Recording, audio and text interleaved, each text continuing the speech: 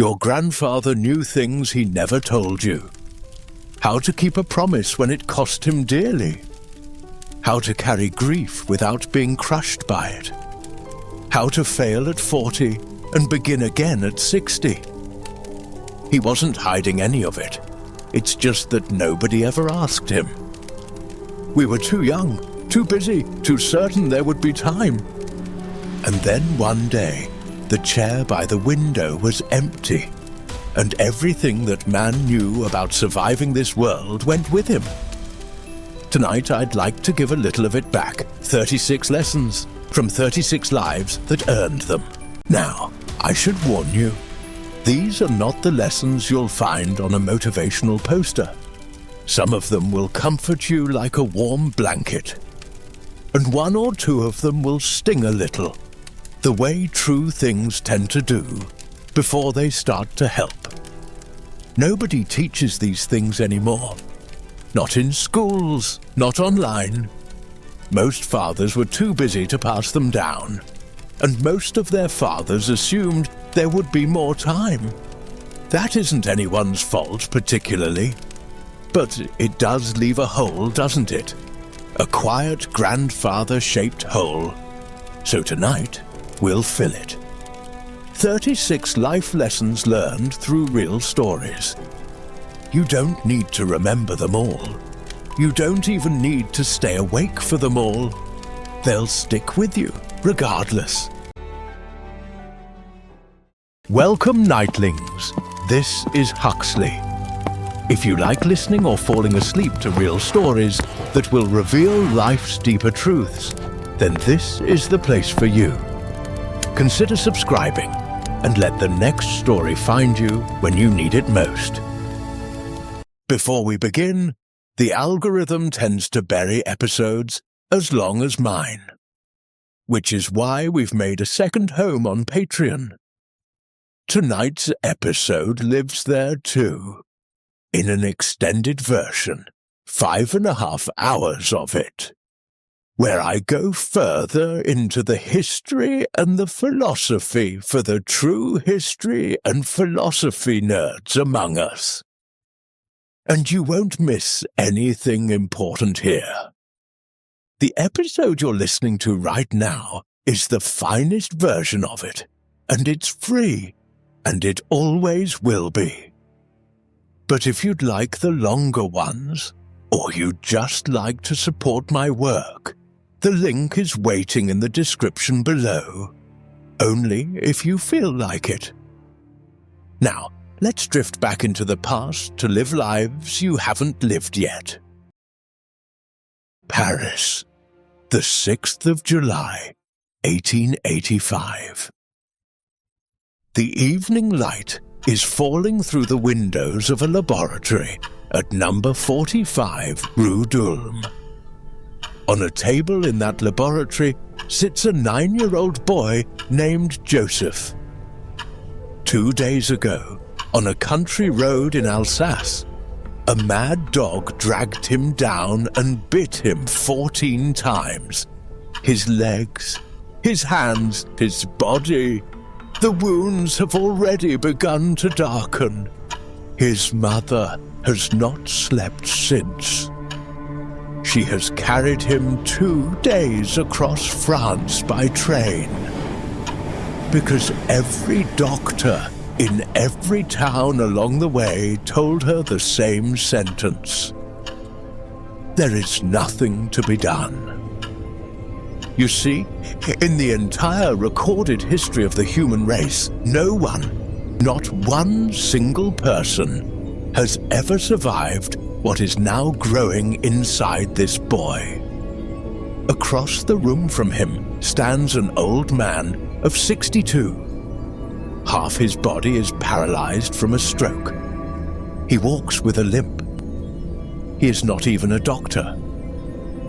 He is a chemist, and the great physicians of Paris have spent 30 years laughing at him and his invisible little creatures. He has buried 3 of his own children, this man. 3 little girls, taken one by things he could not see and could not stop. And tonight in his steady hand there is a syringe, holding something that has never been given to a human being in all the history of the world. The arithmetic in that room is very simple and very cruel. If he uses the needle and the boy dies, it is manslaughter. The trial will destroy his name, his laboratory, his life's work, all of it. If he puts the needle down, the boy dies anyway, and terribly, and the old man spends whatever is left of his own life, knowing he was too afraid to try. The mother is watching him. The boy is watching him. The old man rolls up the boy's shirt. The needle comes down and touches the skin of a child that all of France has already given up for dead. What happened over the next 10 days would make that old man either a murderer or the most beloved man alive. And I will tell you, I promise you that, but not yet. Because the truth is, you cannot really understand what happened in that room until you understand the 30 years of quiet, unrewarded, invisible work that led to it. The old man had a saying about that, about luck and about preparation. By the end of tonight, you will know exactly what he meant, and you will know what the needle did. If these stories speak to you, if you find comfort in the lessons found in the quiet corners of history, tap the follow button to join our circle of dreamers, and let the next story find you when you need it most. Rule 1. Finish what you started, even dying. Imagine an old general, a former president of the United States, sitting on a quiet porch in the summer of 1885, coughing blood into a handkerchief and racing a cancer to the last page of a book. That is where we begin tonight. The porch belongs to a place called Drexel Cottage, up on Mount McGregor, in the green hills of upstate New York. It is June. Then July. The air is warm, the pines are still, and the world has mostly stopped coming up the hill to see him. There is a wicker chair on the porch, a small blanket across his knees, even in the warm weather, because the body has lost the knack of keeping itself warm. In that chair sits a man in a scarf, because the scarf hides a throat that no longer works. The scarf hides what the cancer has done. On his lap is a blue-lined notebook. In his hand is a pencil, the kind a schoolboy might use, nothing fancy. And he is writing. He is writing 25, 30, sometimes 50 pages in a single day, near the end. He cannot speak anymore. Not really, so he talks to his doctor through little scraps of paper that the family has started calling Grant's slips. Dr. John Douglas keeps them in his pocket, like small confessions. I am very thirsty. The pain is less now. Have the grandchildren been fed? Little sentences in a neat soldier's hand. The illness has a name, squamous cell carcinoma, of the tongue and the throat, and it is winning. But for now, the pencil is winning too. You would not think, looking at him, that this was the same man who had accepted Lee's sword at Appomattox 20 years earlier. Then again, perhaps you would. The stillness is the same. The patience is the same. The refusal to quit a thing that has been given to him to do That is the same. He is the same man. He is just fighting a different campaign. Well, to understand why a dying old soldier would spend his last summer wrecking what was left of his body to fill a notebook, we have to go back. Not to the war, further back than that. Back to the long, quiet part of his life that history tends to skip, the part nobody makes statues of. See, before the presidency, before Vicksburg, before Appomattox, Ulysses S. Grant was a man who could not seem to do anything right. He had a little farm in Missouri. He called it, with a sort of sad honesty, Hardscrabble. The name tells you everything. Between 1854 and 1860, that farm failed, slowly and completely, the way small farms do, one hard winter at a time. He tried selling firewood on the streets of St. Louis, wearing his old army coat against the cold, and he was not particularly good at that either. He worked as a bill collector, knocking on the doors of people who did not want to see him, and that did not suit him at all. Finally, at 38 years old, he took a job at his father Jesse's leather goods store in Galena, Illinois. $800 a year. Given to him, if we are being honest, out of pity. Now, it is a strange thing about life. Some men are given the small tasks first, and fail them all, before life apparently trusts them with the larger ones. He had failed at farming. He had failed at business. He had failed at selling firewood on the streets of his own city. But the war was coming. And the war, as wars sometimes do, was looking for a man who did not know how to quit. And that is where the story turns. Because when the Civil War broke out, something in Grant, something that had been hiding under all those failures, finally found the shape of its work. He put the leather goods away. He put on the uniform again, and the man who could not sell a bundle of firewood began to win battles. Not because he was flashy, not because he gave beautiful speeches. He was not that sort of general. He won because he did a very simple thing, over and over. Once he was given an order, he finished it. Vicksburg surrendered to him on the 4th of July, 1863. An entire Confederate army handed over on the nation's birthday. After the terrible losses at Shiloh, when some in Washington wanted Grant removed, Lincoln said the words that would follow Grant for the rest of his life. I can't spare this man. He fights. And that is true. But your old grandfather here, well, I have thought about that line for a long time. And it might be truer to say he finishes. He did not just fight. He finished. He closed the thing down. At Appomattox Courthouse, on the 9th of April, 1865, when General Lee came to surrender, Grant did not grandstand.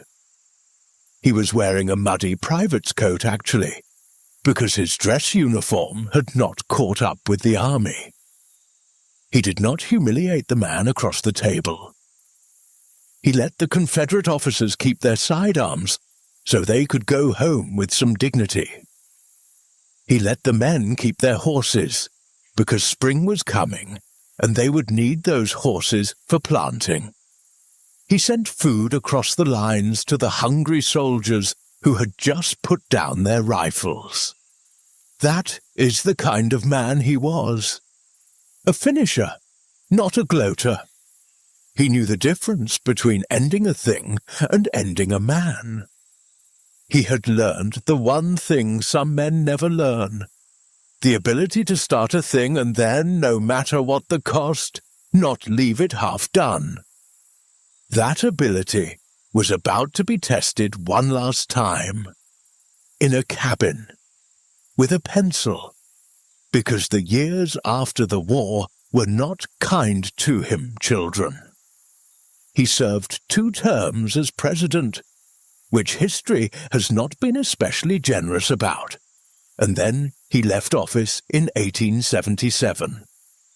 He travelled the world for a while with his beloved wife Julia, and when he came home, he wanted only one thing: to leave Julia comfortable, to leave his children something, to tie up his life the way he had tied up the war, neatly, finished. So, in the early 1880s, he put his savings, which were modest but precious, into a Wall Street firm. The firm was called Grant and Ward.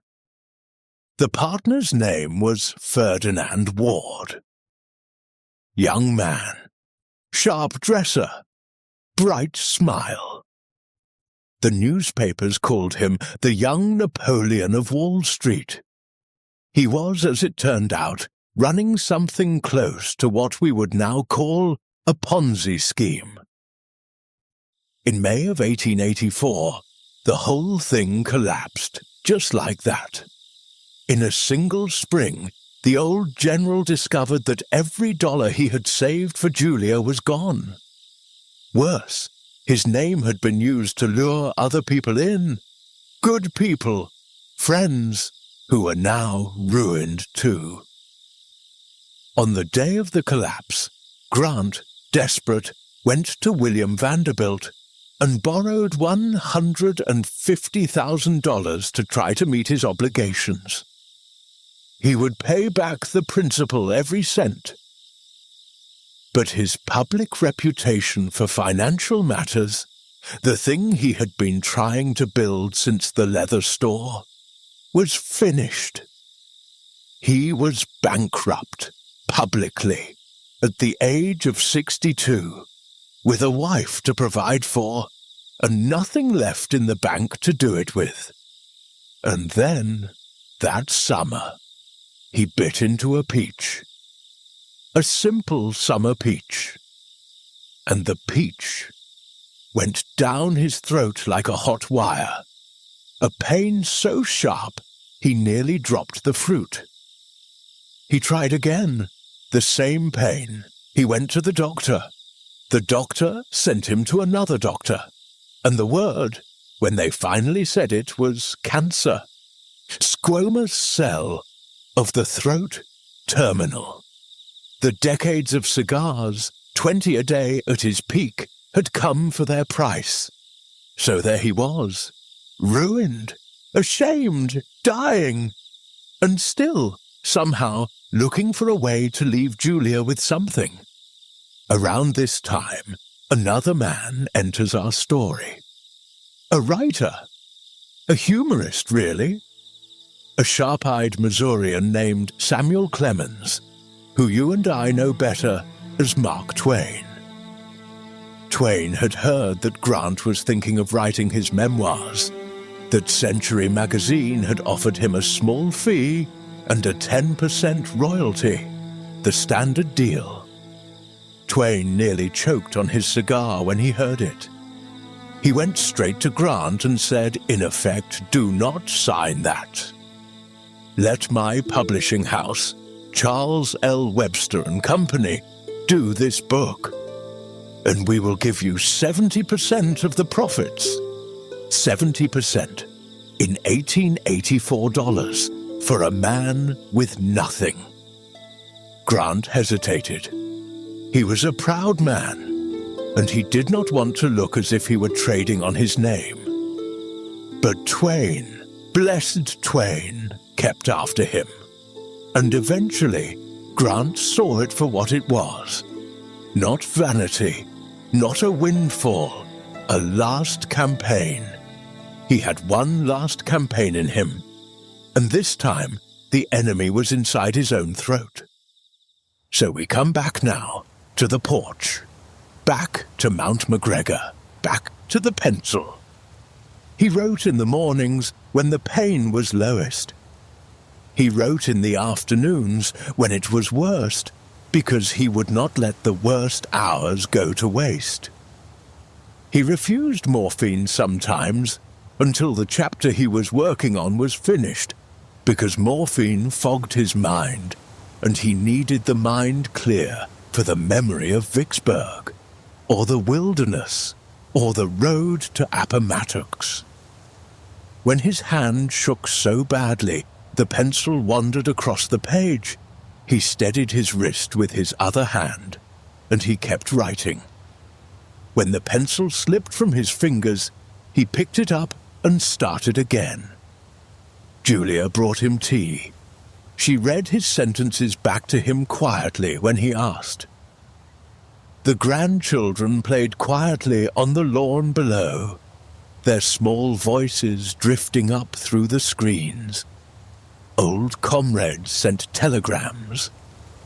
Reporters camped at the foot of the mountain, waiting for the news everyone knew was coming. And the manuscript grew. 2 volumes, 336,000 words, in pencil, by a dying man, in a borrowed cabin, on a hill he would not come down from alive. On the 18th of July, 1885, he finished. He put the pencil down. He had written the last sentence of his life story. 5 days later, on the 23rd of July, 1885, he died. Quietly. On that same porch. Julia beside him.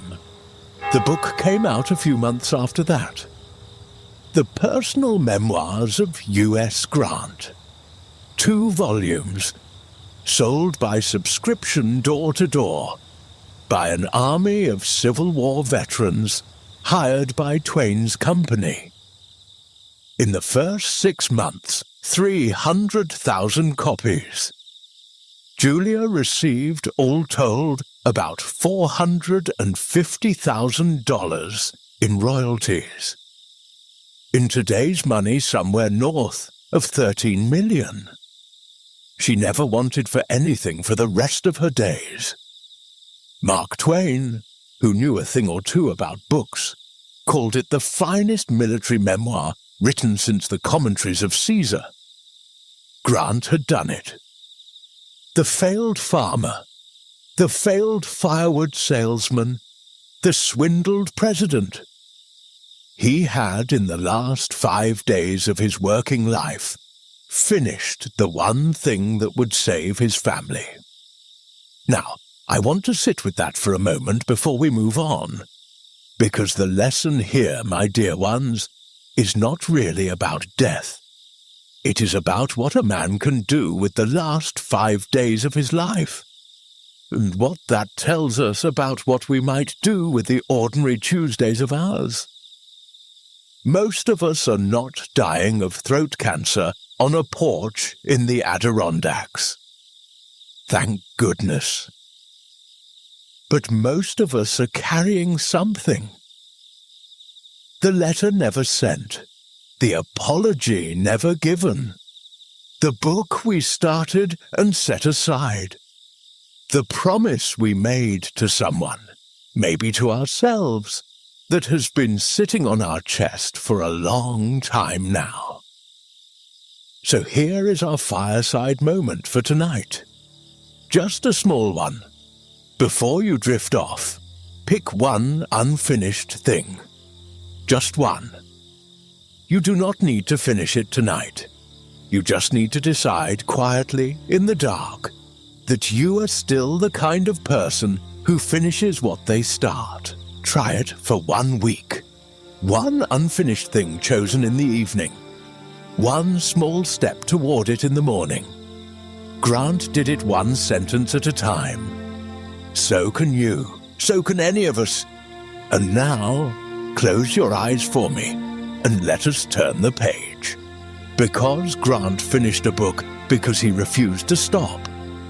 But the next man in our story, well, he chose the exact opposite. He chose at 40 miles short of the Canadian border, with his people hungry and his children dying in the snow, to lay the thing down, to stop, to speak words so quiet and so final that the world has not, in nearly 150 years, stopped talking about what he said when he did. His name was Chief Joseph, and that is Rule 2. Rule 2, I will fight no more forever. There are certain sentences in the long history of this continent that seem to have been polished by the wind itself, worn smooth by snow and sorrow, until nothing but the truth of them remains. The one we are about to consider tonight is such a sentence.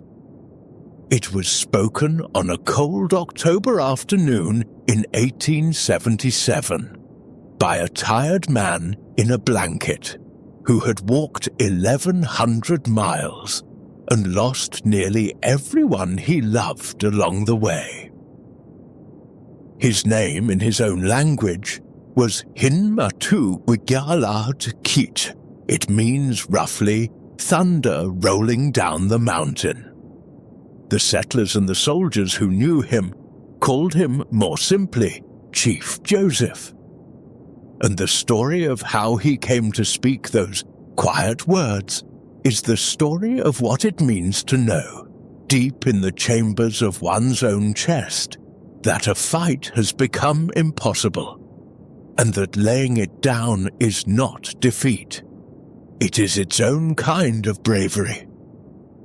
So, close your eyes, if they are not already closed. Let us begin in a valley. The Wallowa Valley, in what we now call northeastern Oregon, is one of those places the old people of every culture would have recognized as sacred without needing it explained. Clear rivers, mountains holding the sky up on their shoulders, Appaloosa horses, the spotted horses the Nez Perce had bred over generations, grazing in tall grass. Springtime there is the kind that makes a person feel, without saying so out loud, that the world is in reasonable order. This was home. This was where Joseph had grown up, where his father had grown up, where his father's father had rested his bones. The Nez Perce people of this particular band, the Wal Lam Watkain, had lived in the Wallowa for as long as memory could reach. And in 1871, when Joseph was still a young man coming into the seriousness of leadership, his father lay dying. His father, whom the settlers called Old Joseph, took his son's hand in those final hours, and he made him promise something. Not an abstract promise, a specific one. Never sell the bones of your father and mother. Do not trade the ground that has held us for any paper from any man. The son promised. Of course he promised. One does not refuse a father at such a moment, and one does not make a promise like that lightly. But promises, you see, travel through the world at different speeds. A son's promise to his father moves slowly, in rhythm with seasons and rivers. The promises of governments move faster, and sometimes in directions nobody expected. Back in 1863, before Joseph had become the chief of his band, representatives of some of the other Nez Perce groups had signed a treaty with the United States government. The treaty reduced the Nez Perce homeland by nearly 90%. It gave away, among other places, the Wallowa Valley.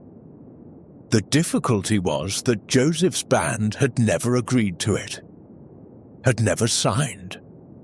The Wal Lam Wat Kayin called it, quietly and bitterly, the Thief Treaty. They considered themselves not bound by a piece of paper that other bands had signed on their behalf. For years, this disagreement simmered without breaking into flame. Joseph, who was by now leading his people, tried to hold the line through diplomacy, through dignity, through patience. He was not a man who wanted a war. He believed all the way down that reasonable people in a reasonable room could still work something out. And then, in the spring of 1877, a man named General Oliver Otis Howard came to deliver an ultimatum. The Nez Perce had 30 days to leave the Wallowa Valley and move onto the reservation at Lapwai in Idaho. 30 days in spring, across swollen rivers, with all their horses, all their elderly, all their young children. Joseph protested. He argued. He met in council. He knew in his bones that this was exactly what he had promised his father he would never allow. And yet, he also knew that if his people fought, they would be destroyed. There were too many soldiers, too many rifles, too little time. So, reluctantly, with great grief, he began to prepare his people to move. He was trying to avoid the war that was coming for him anyway. He had made a promise to his dying father, and the army had made a promise to its commanders. Only one of those promises was going to survive the summer. What broke the fragile situation was something Joseph had not done and could not control. A small number of young Nez Perce warriors, furious at the loss of land, angry over the deaths of relatives at settler hands in earlier years, rode out and killed several white settlers along the Salmon River. When Joseph learned of it, he understood immediately what it meant. The 30 days of grace were over. The army would come, and his people, all 800 of them, perhaps 250 of them warriors, the rest of them elders and women and children, would be hunted. So he made a decision, not to fight a war they could not win, but to flee, to move north, to try to reach the old woman's country, as the Nez Perce called Canada, where Sitting Bull's Lakota had already found refuge after the Little Bighorn. What followed was one of the most extraordinary retreats in the history of warfare. 1,170 miles. Across Idaho, across Montana, across a corner of Wyoming. Pursued, across all of it, by approximately 2,000 United States soldiers under several commands. They fought at Whitebird Canyon in June of 1877, and won. With perhaps 70 warriors, they routed a cavalry force, killing 34 soldiers and losing not a single one of their own. They fought at the Clearwater. They fought at the Big Hole in early August, where the soldiers attacked at dawn while the camp was still sleeping, killing many women and many children. Joseph's own brother, Olocott, who was perhaps the finest warrior among them, survived that morning, but would fall later. Despite the horror, despite the grief, the Nez Perce regrouped. They counterattacked. They kept moving. They crossed the newly created Yellowstone National Park. Imagine that for a moment. A column of exhausted families with their horses and their wounded, and their old people picking their way through geysers and pine forest, occasionally coming upon bewildered tourists who had come west to see the wonders of the new park, and were now, quite suddenly, seeing history instead. They fought again at Canyon Creek in Montana. They kept moving. The American newspapers, far away in the east, began to write about Joseph as if he were a master tactician, a kind of Indian Napoleon. It was not quite accurate. The Nez Perce had several leaders: Looking Glass, Tuhulhulzote, White Bird, Olocott. Joseph was one voice among many, but he became the voice the newspapers remembered, because his bearing was the kind that made soldiers on the other side of the line take off their hats. They had covered 1,100 miles on foot and on horseback, with babies in their arms and old women on travois. Canada was 40 miles away. Then it began to snow. It was late September 1877. They stopped to rest in a place called the Bear Paw Mountains in northern Montana. The horses were failing. The children were frozen. The old men were dying of exposure. 40 miles to the Canadian line. 40. A day's ride for a fresh horse and a rested man. But they had no fresh horses, and there were no rested men. Colonel Nelson Miles, commanding the 5th Infantry and the 2nd Cavalry, moving fast from the east, caught them there. On the 30th of September, the attack began. It did not end in a day. The Nez Perce dug rifle pits in the frozen ground. The soldiers surrounded the camp. Snow fell. The temperature dropped below 0. For 5 days and nights they held. 5 days in the cold, with children who had already walked 1,000 miles, with elders whose bodies could not take another freezing night. Looking Glass, one of the other leaders, climbed to a ridge to look for sign of Sitting Bull's men, who some had hoped might ride down from Canada to help. A single bullet, fired at distance, struck him in the forehead. He died instantly.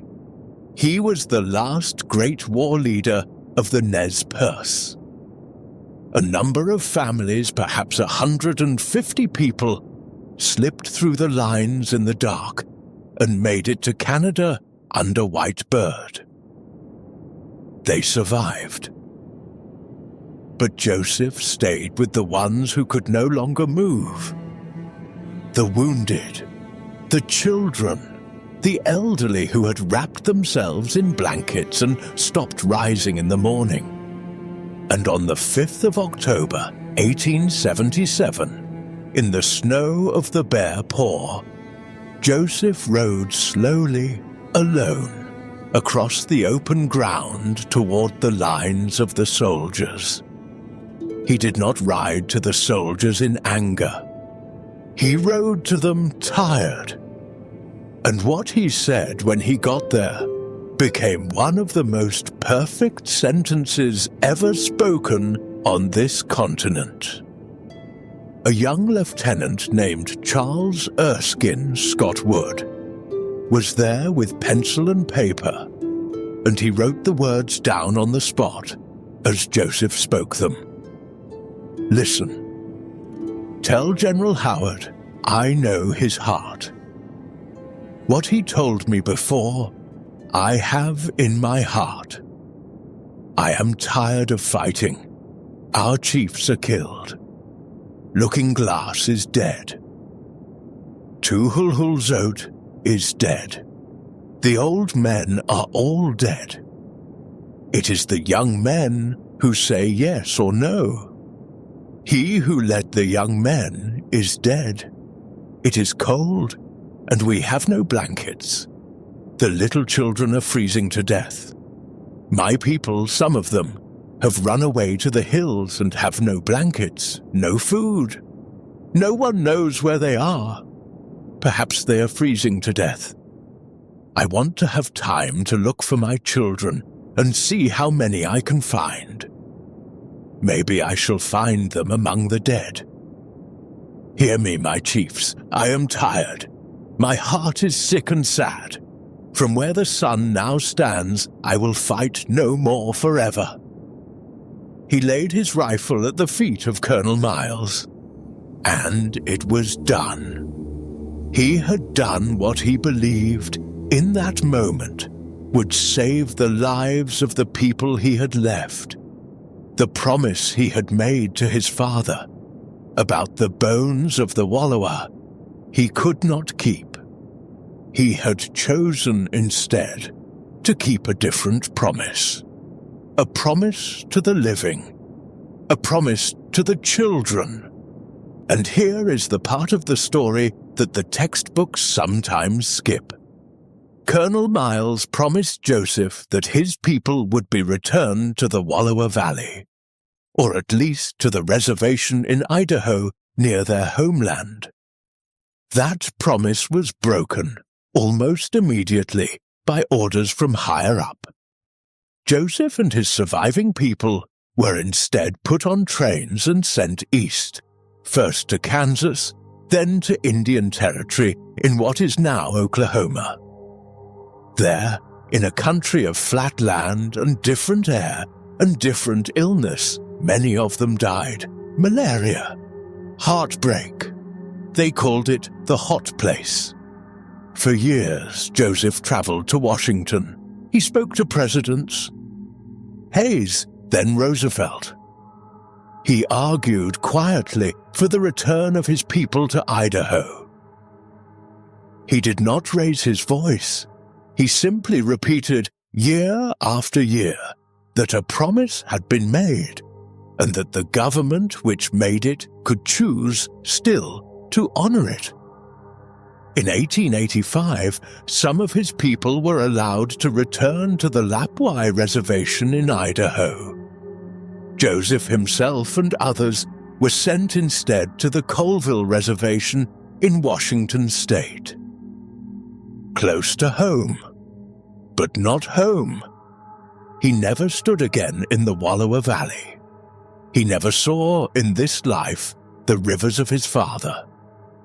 He died on the 21st of September, 1904, in a tipi on the Colville Reservation at the age of 64. The reservation doctor asked later what had killed the old chief, said simply, "A broken heart." He laid it down because the weight had become impossible, and in laying it down, he became the only one in the room who was still standing. Let that settle a moment, friend, before we move on. There is a thing we carry, most of us quietly, a fight we have been waging, perhaps against a person, perhaps against a situation, perhaps against our own tired body, asking us in its slow language to stop pushing so hard. And there is an old shame around the idea of setting a fight down. We call it giving up. We treat it as a failure of character. But Chief Joseph would not have used those words. He would have said, "I looked at my children in the snow, and I counted what the fight was costing, and I made the choice that a grown man is required to make." He would have said, "There is no cowardice in being honest about what you cannot carry any further tonight. So here is our fireside moment. Tonight, before your head settles the rest of the way into the pillow, name one thing, just one, that you have been fighting which perhaps does not need to be fought tonight. Not forever, just tonight. Say it quietly, inside your own head. From where the sun now stands, not tonight. Let tonight be a night of rest. Tomorrow can hold its own battles. And if you wake in the small hours and feel the weight settle back across your chest, that is all right too.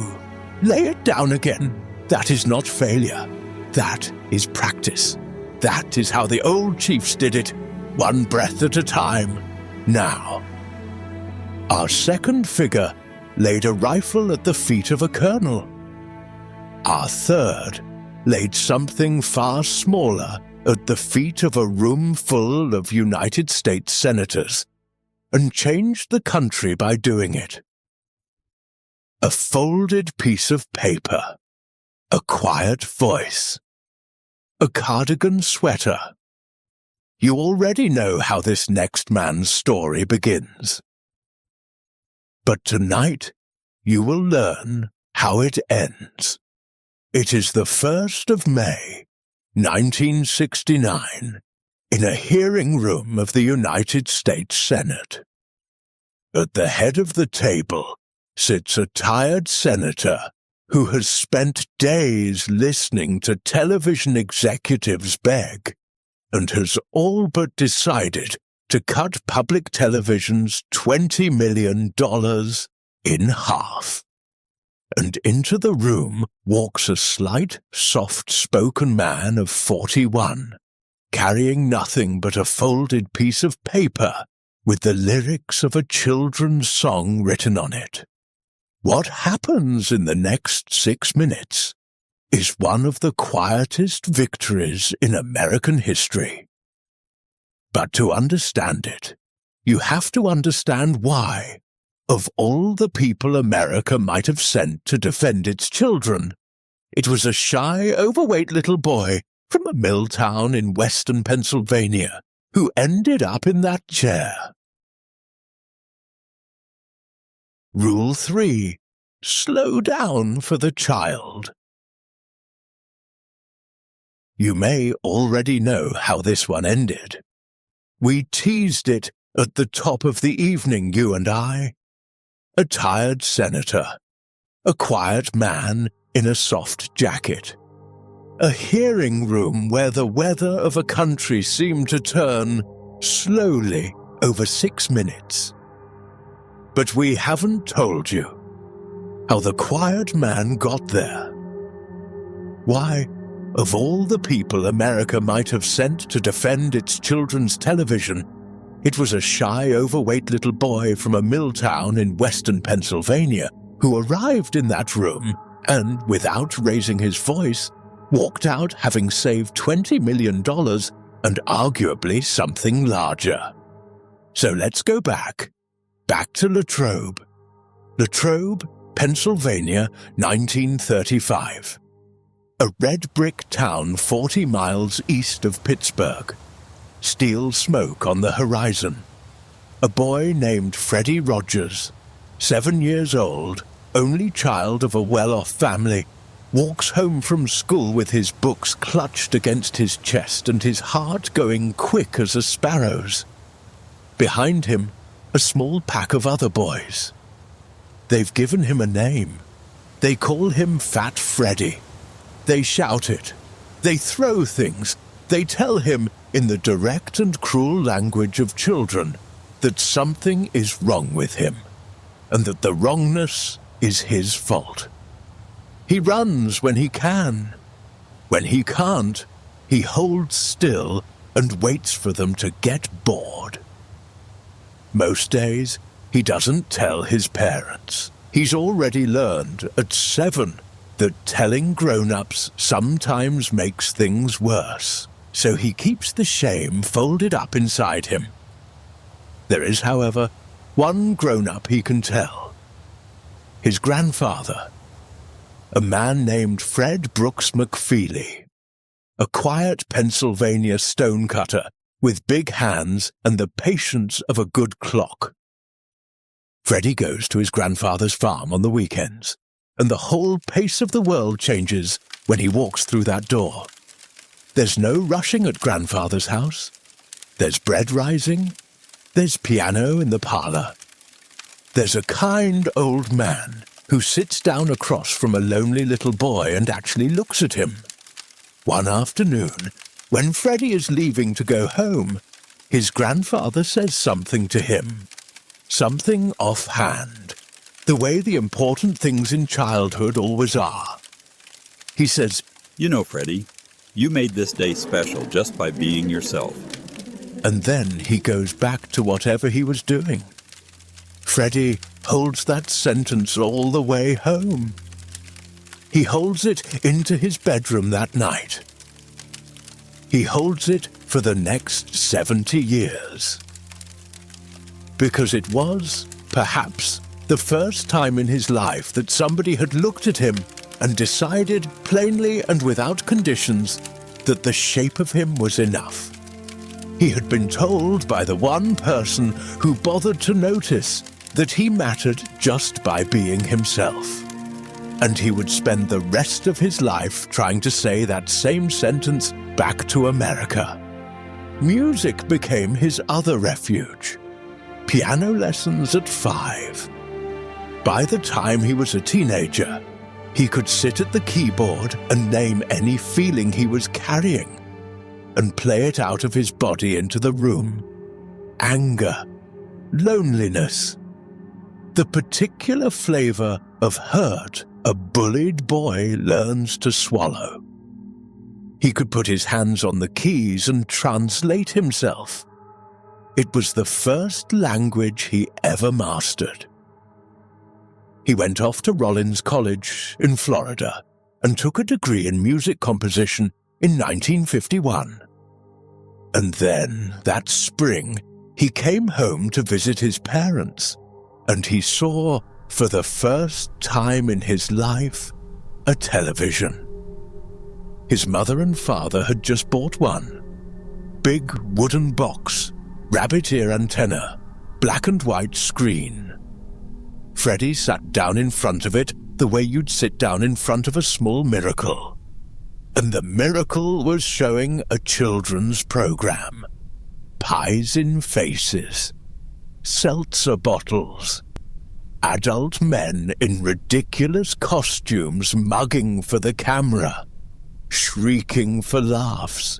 Making cruel jokes at the expense of some little kid in the studio audience. Loud music, quick cuts, the whole thing moving at the pace of a cartoon freight train. Fred Rogers, 23 years old, freshly graduated, sat and watched it for a while. And then he said something that would reorganize his entire life. He said, "I hated it." Most of us get angry at television and change the channel. He got angry and started a 50-year career. He picked up the phone. He called NBC in New York. He asked if they had any openings. They did. He took a floor manager's job. He learned the craft from the inside. Lights, cameras, cuts, timing. How a show gets built. How, if you're careful, you can use the same loud machine to do a quieter thing. In 1953, he moved home to Pittsburgh to a strange little experiment called WQED, America's first community-sponsored educational television station. He co-created a show called The Children's Corner with a young woman named Josie Carey.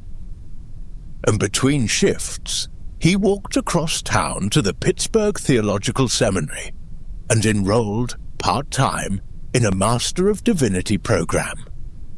It took him 8 years, but in 1963, he was ordained a Presbyterian minister. His charge, written specifically for him by the denomination, was not to preach from a pulpit. It was to minister, and I quote, to children and families through the mass media. He'd decided that the way to fight loud was to be quiet, that the way to fight fast was to be slow, that the way to fight cruelty was to speak on camera, to one child at a time.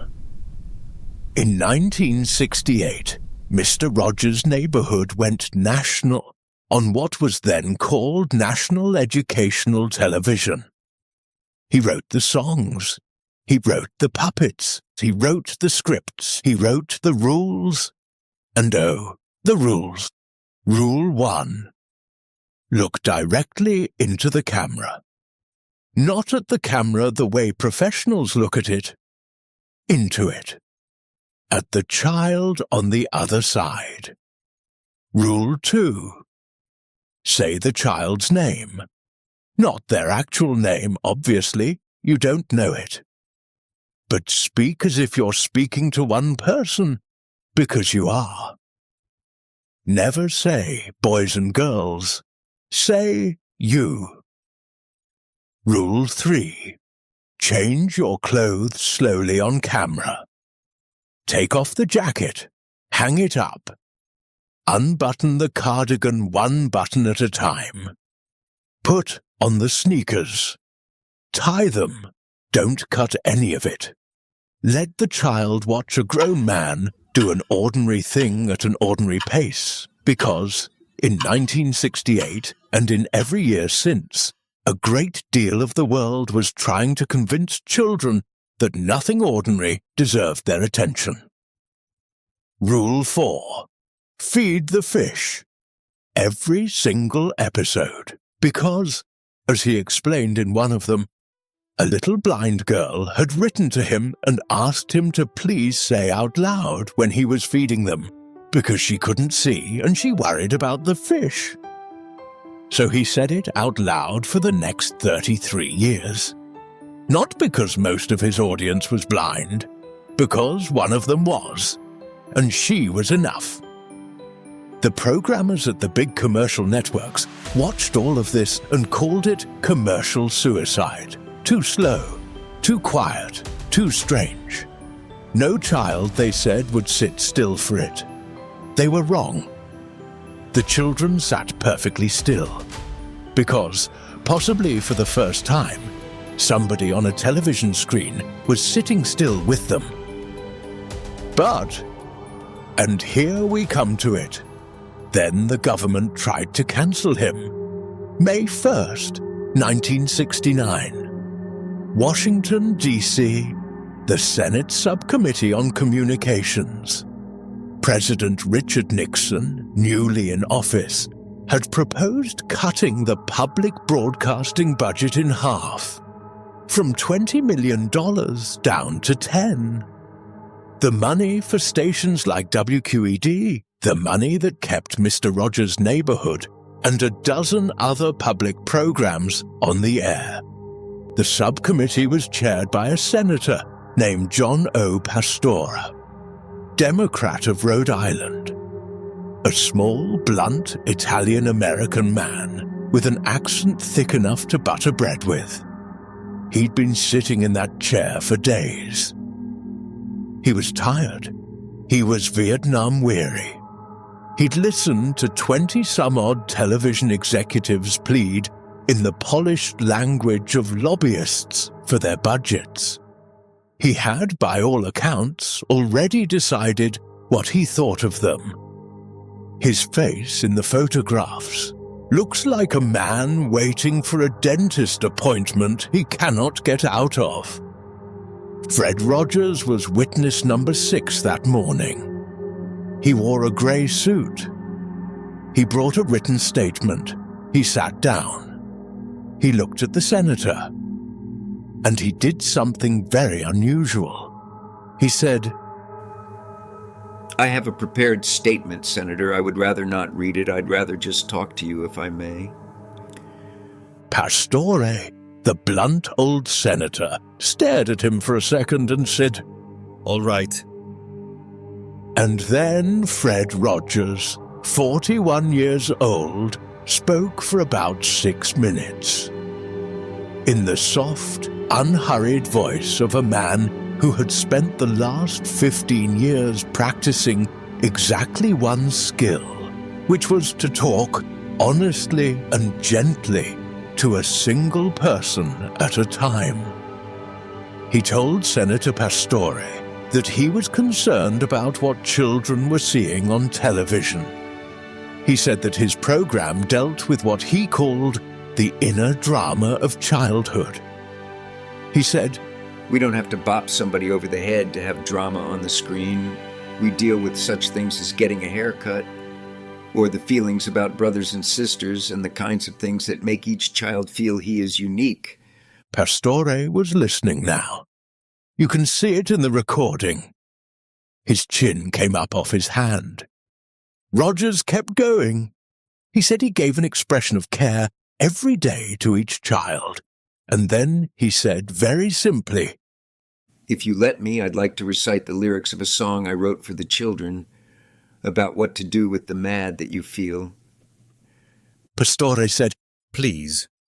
and Fred Rogers, sitting in a Senate hearing room, in front of a room full of attorneys and reporters and tired politicians, recited a children's song he had written for his program. "What do you do with the mad that you feel when you feel so mad you could bite? When the whole wide world seems oh so wrong and nothing you do seems very right? What do you do? Do you punch a bag? Do you pound some clay or some dough? Do you round up friends for a game of tag or see how fast you go? It's great to be able to stop when you've planned a thing that's wrong and be able to do something else instead and think this song, I can stop when I want to, can stop when I wish, can stop anytime. And what a good feeling to feel like this and know that the feeling is really mine. Know that there's something deep inside that helps us become what we can, for a girl can be someday a woman and a boy can be someday a man." The room went still. Senator Pastore, the tired old Rhode Island Democrat who had been fully prepared that morning to vote public television's funding into a coffin, looked at Fred Rogers. And for a long moment he did not speak.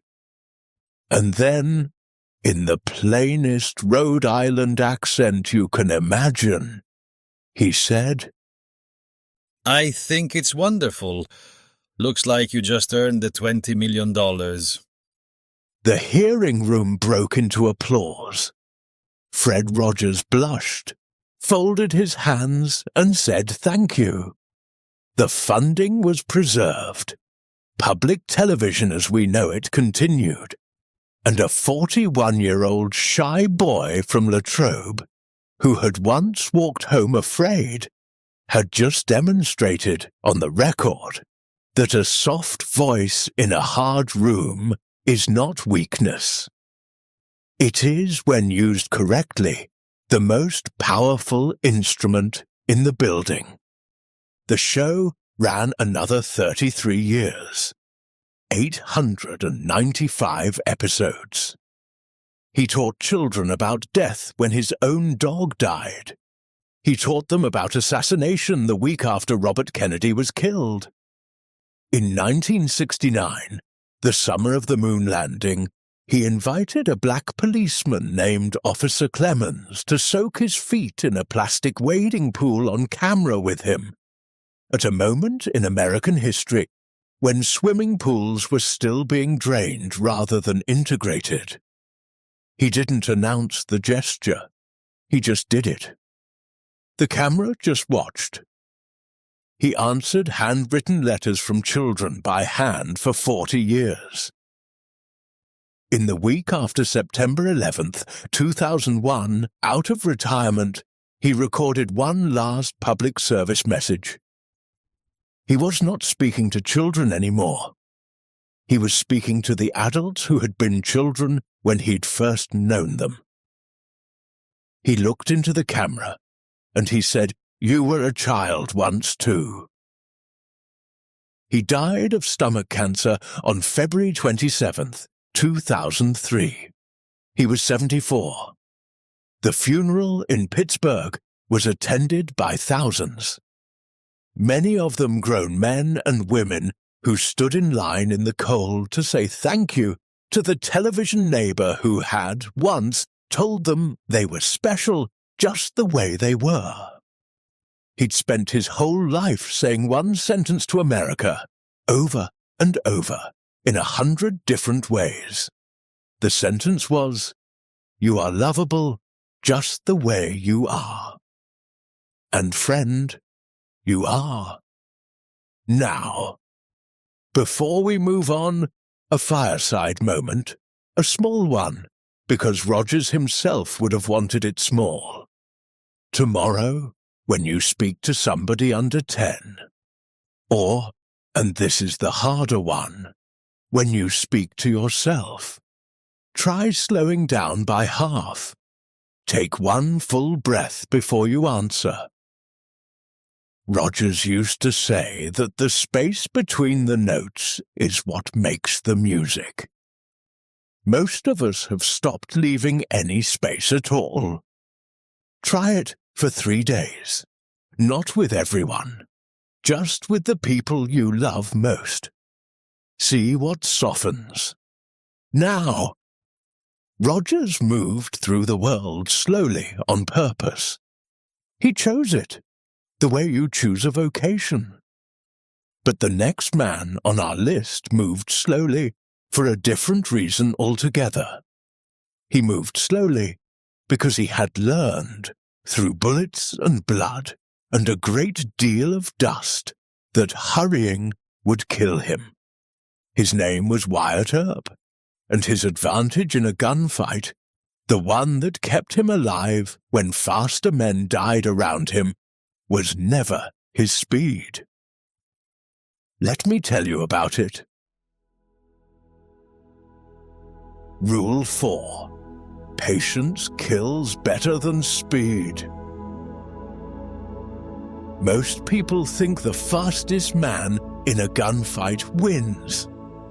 Most people are wrong, and the man who proved it lived to be 80. On the afternoon of October 26, 1881, in a small vacant lot behind the OK Corral in Tombstone, Arizona, 3 men faced 3 other men, and a 7th, Doc Holliday, stood at their side. The whole thing lasted about 30 seconds. About 30 shots were fired. 3 cowboys, 2 McClorys, and 1 Clanton lay dead or dying in the dust. Virgil Earp took a bullet through the calf. Morgan Earp took one across the shoulder blades. Doc Holliday was grazed, and in the center of that lot, with smoke curling off the barrel of a long Colt, stood Wyatt Berry Stapp Earp, entirely untouched. Not a scratch, not a graze, not a tear in his long black coat. Now, there are many reasons a man survives a gunfight. Luck is one of them. But Wyatt Earp was not a lucky man. Not really. He was a patient one. Years later, when a reporter asked him the secret, he gave an answer that I think about quite often at my age. He said the fastest draw in history was usually a dead man. Speed, he said, did not win gunfights. Aim did. And aim required a thing most young men never learned. It required taking one breath more than the other fellow. Think about that. 30 seconds, 30 shots, and the margin between living and dying on that October afternoon was a single breath. The men who died that day had practiced drawing. Wyatt Earp had practiced waiting. They were not the same skill at all. And the interesting part, really, is what came next. Because most men, after a story like Tombstone, either get themselves killed showing off, or settle into some respectable job and pretend the gunfight never happened. Wyatt did neither. He rode out the Earp vendetta ride in the spring of 1882, after his brother Morgan was shot in the back playing pool. He hunted the men responsible, and then he left Arizona. He drifted. Saloons, mining camps, a boxing refereeing scandal in San Francisco, a stretch in the Alaska Gold Rush. 40 more years of quiet, unspectacular, often broke American life. Which brings us, of all places, to Los Angeles. 40 years after Tombstone, there was an old man living in a small bungalow on West 17th Street. Broke. Drinking coffee in the afternoon, watching the orange trees move in the breeze. Wyatt Earp in his 70s was not a man the world much noticed. But a handful of silent film cowboys had noticed because they were smart enough to understand who he was. William S. Hart came to visit. Tom Mix came to visit.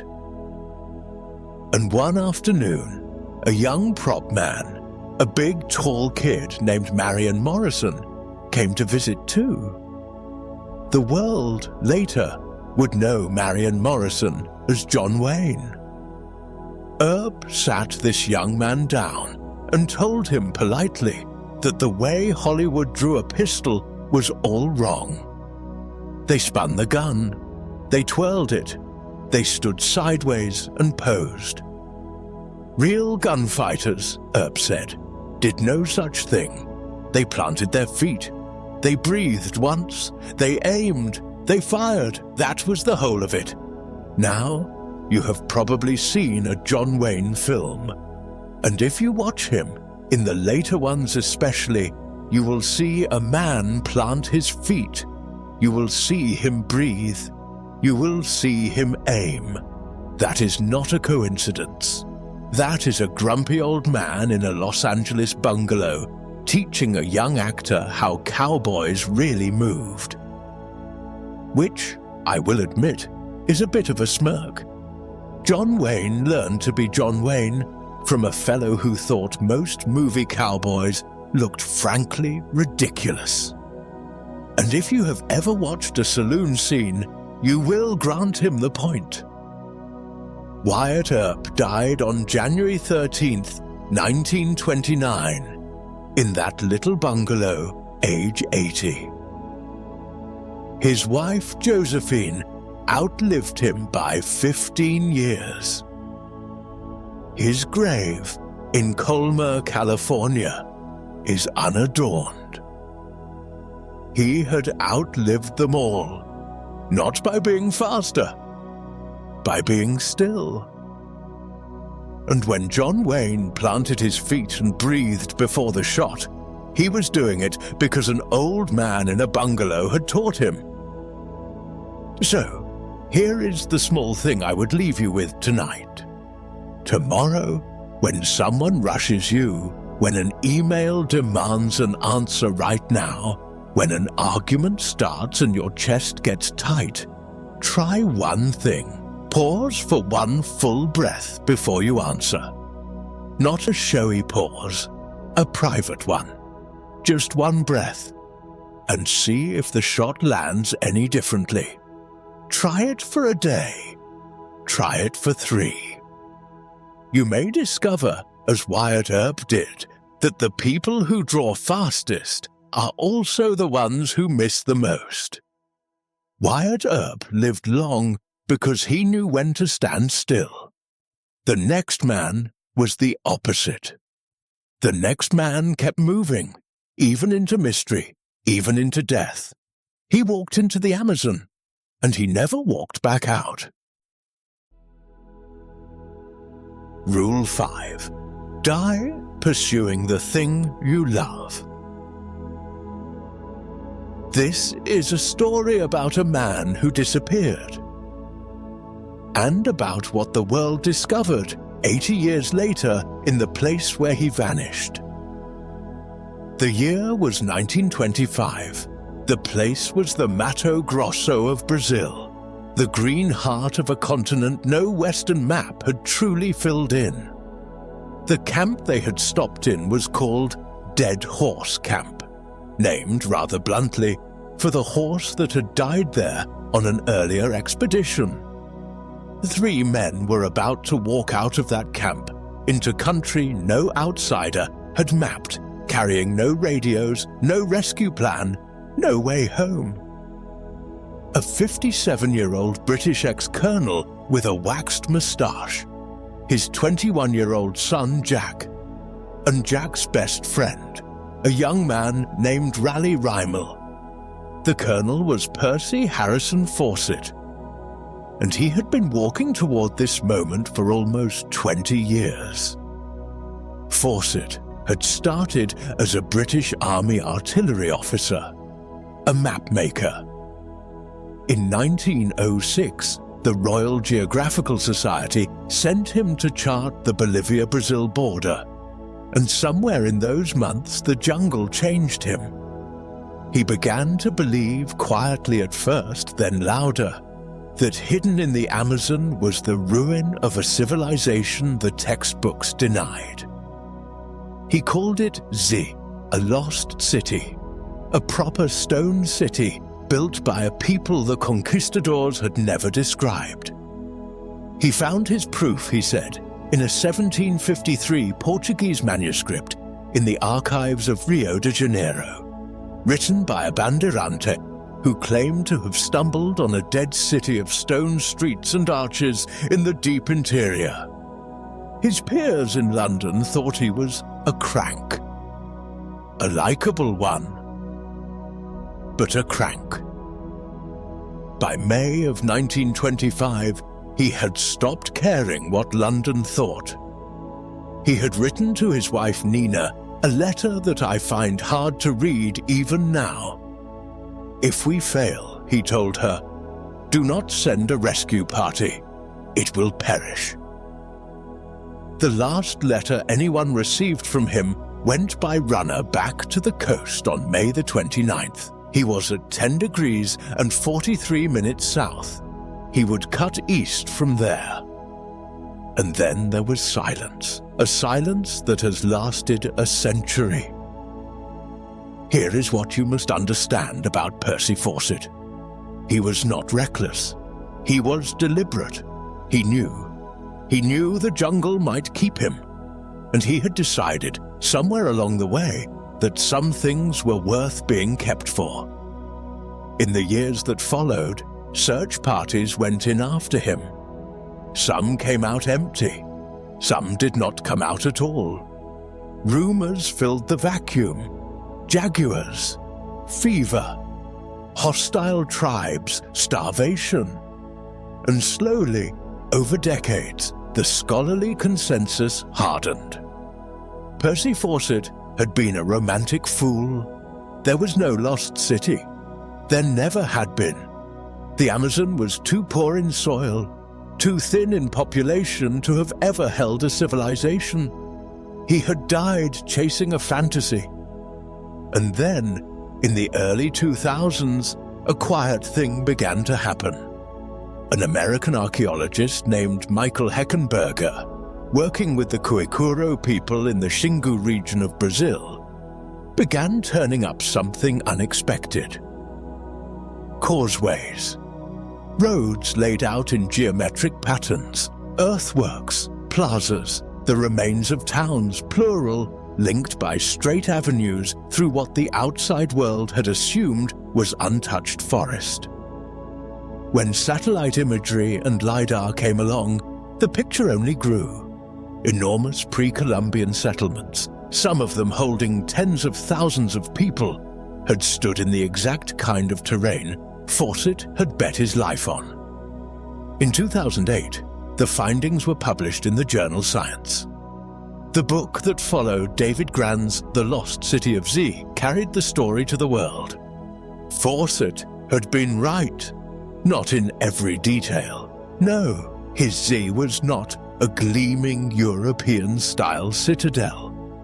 But the bigger claim, that the Amazon had hidden a civilization for 5 centuries, that the textbooks had got it badly wrong, that a vast, organized, pre-Columbian world had lain under the canopy all along.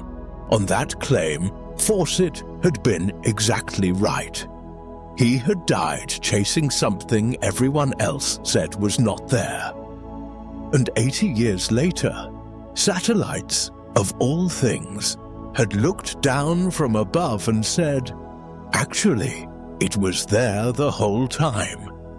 They never found his body. They never found Jack's. They never found Raleigh Rimmel. The forest kept them, as he had told Nina it might. But the forest also kept his idea, and eventually gave it back. I think of Percy Fawcett when I think of the things we carry in private. The small beliefs, the quiet convictions, the modest little projects that other people roll their eyes at. Most of us have at least one. A theory about a place. A novel half written. A suspicion that something in our field is wrong. A love that we do not quite admit to, even to ourselves, because we are afraid of sounding foolish. So, tonight before sleep, I would like you to think of one thing you have loved or believed in that other people have dismissed. You do not need to defend it. You do not need to prove it tonight. Just remember that you have it. Some of the best lives have been spent quietly pursuing things other people could not see. Write the thing down. Somewhere only you will see it. Come back to it in a month. The forest, as Fawcett knew, is usually hiding something. Fawcett chased something no one else could see, and the world caught up. The next man was seen by the world, and the world would not let him eat in its hotels. His name was Jesse Owens. Rule 6. The race is not the hardest part. In August of 1936, a young black man from Ohio stood on a long-jump runway in Berlin, in front of Adolf Hitler and 100,000 Germans. He had already fouled twice. One more foul, and he would not qualify. He would be going home before the final. And this, of course, was exactly what the regime staging those games had hoped would happen. His name was James Cleveland Owens. Everyone called him Jesse. He was 22 years old, the son of an Alabama sharecropper, the grandson of enslaved people, a boy whose lungs had been so weak in childhood that the doctors had told his mother he might not make it. And on that runway, he was one foul away from what Nazi Germany had planned as a very public humiliation. And then something happened that I still find astonishing. A young German long jumper walked across the pit to him. Tall, blonde. The athlete that Nazi propaganda had personally selected to embody the master race.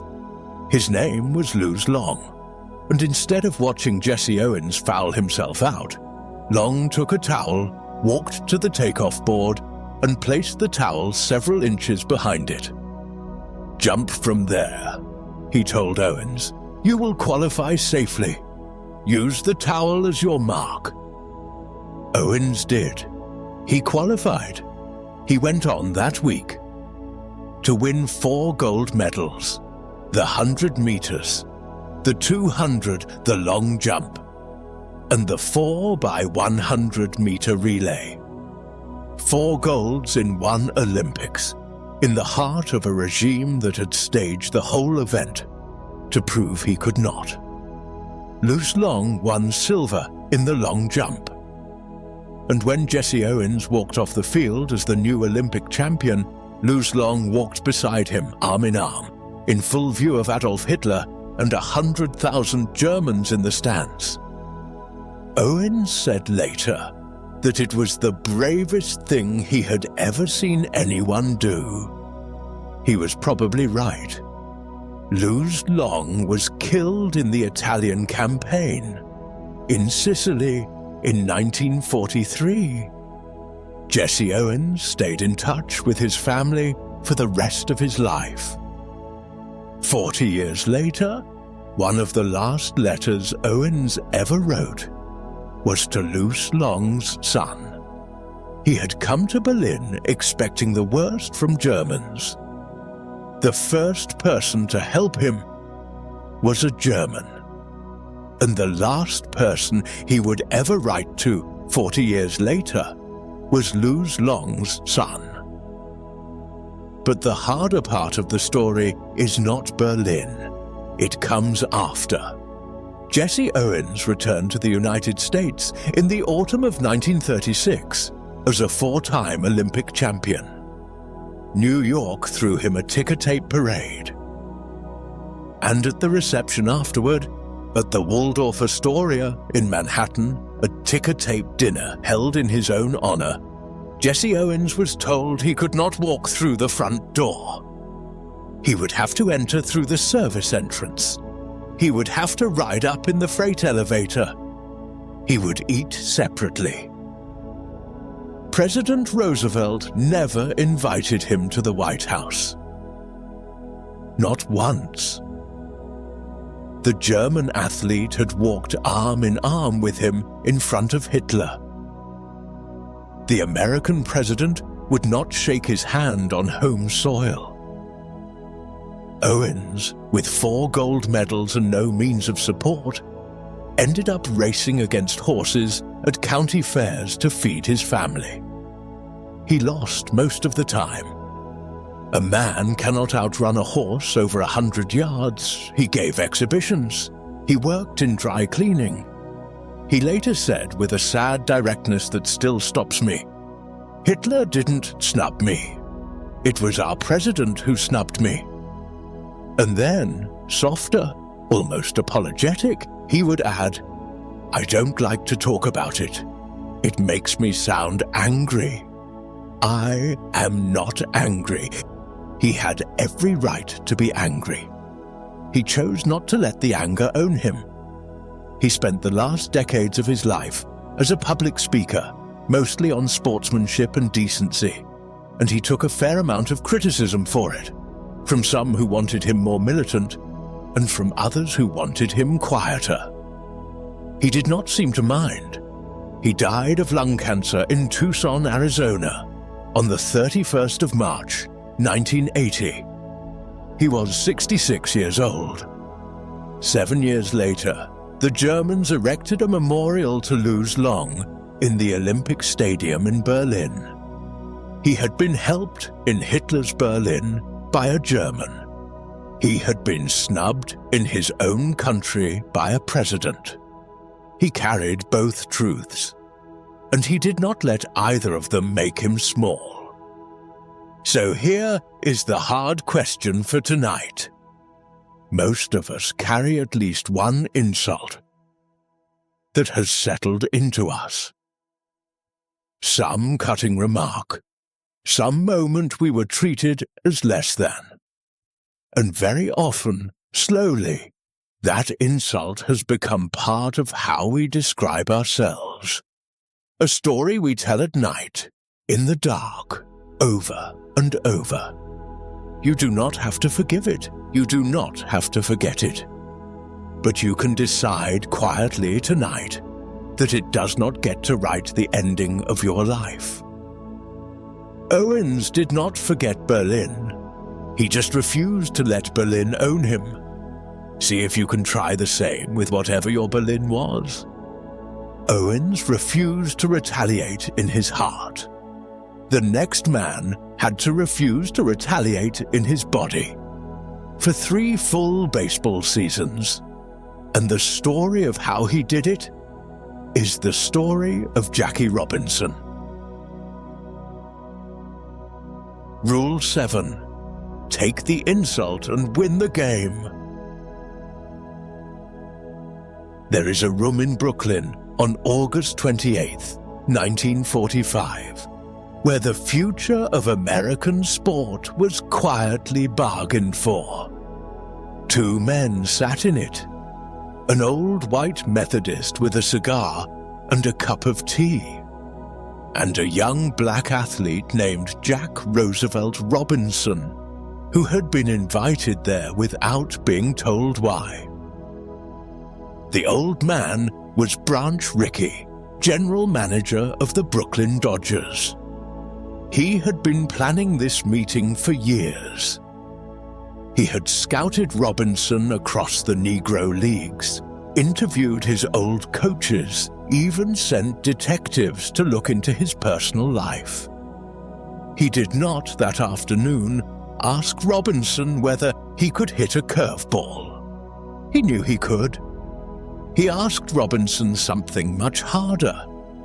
He asked whether Robinson could take a fastball to the ribs, a spiked slide to the shin, a slur screamed from the stands, a hotel that would not serve him, a teammate who would not speak to him, and not respond.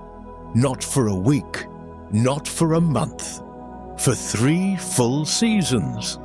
Robinson, who was 26 and had the fire of 10 men, looked at him and said, "Mr. Rickey, are you looking for a Negro who is afraid to fight back?"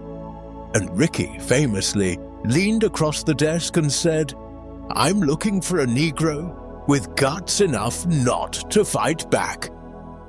Robinson agreed. Now, you must understand who this man was, agreeing to this. Jackie Robinson was not by nature a quiet man. He had been a 4-sport star at UCLA. He had served as an Army lieutenant in the Second World War. He had, in 1944, been court-martialed at Fort Hood, Texas, for refusing to move to the back of a military bus.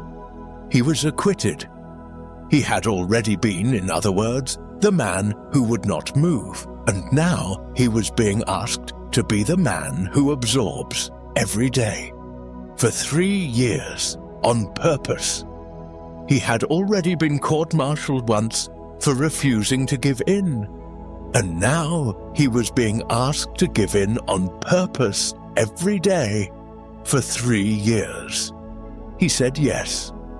Branch Rickey, incidentally, was a complicated fellow, a cigar-chewing, tea-drinking Methodist who made a habit of hiring men his own front office would not have hired, and then defending them publicly while muttering about them privately.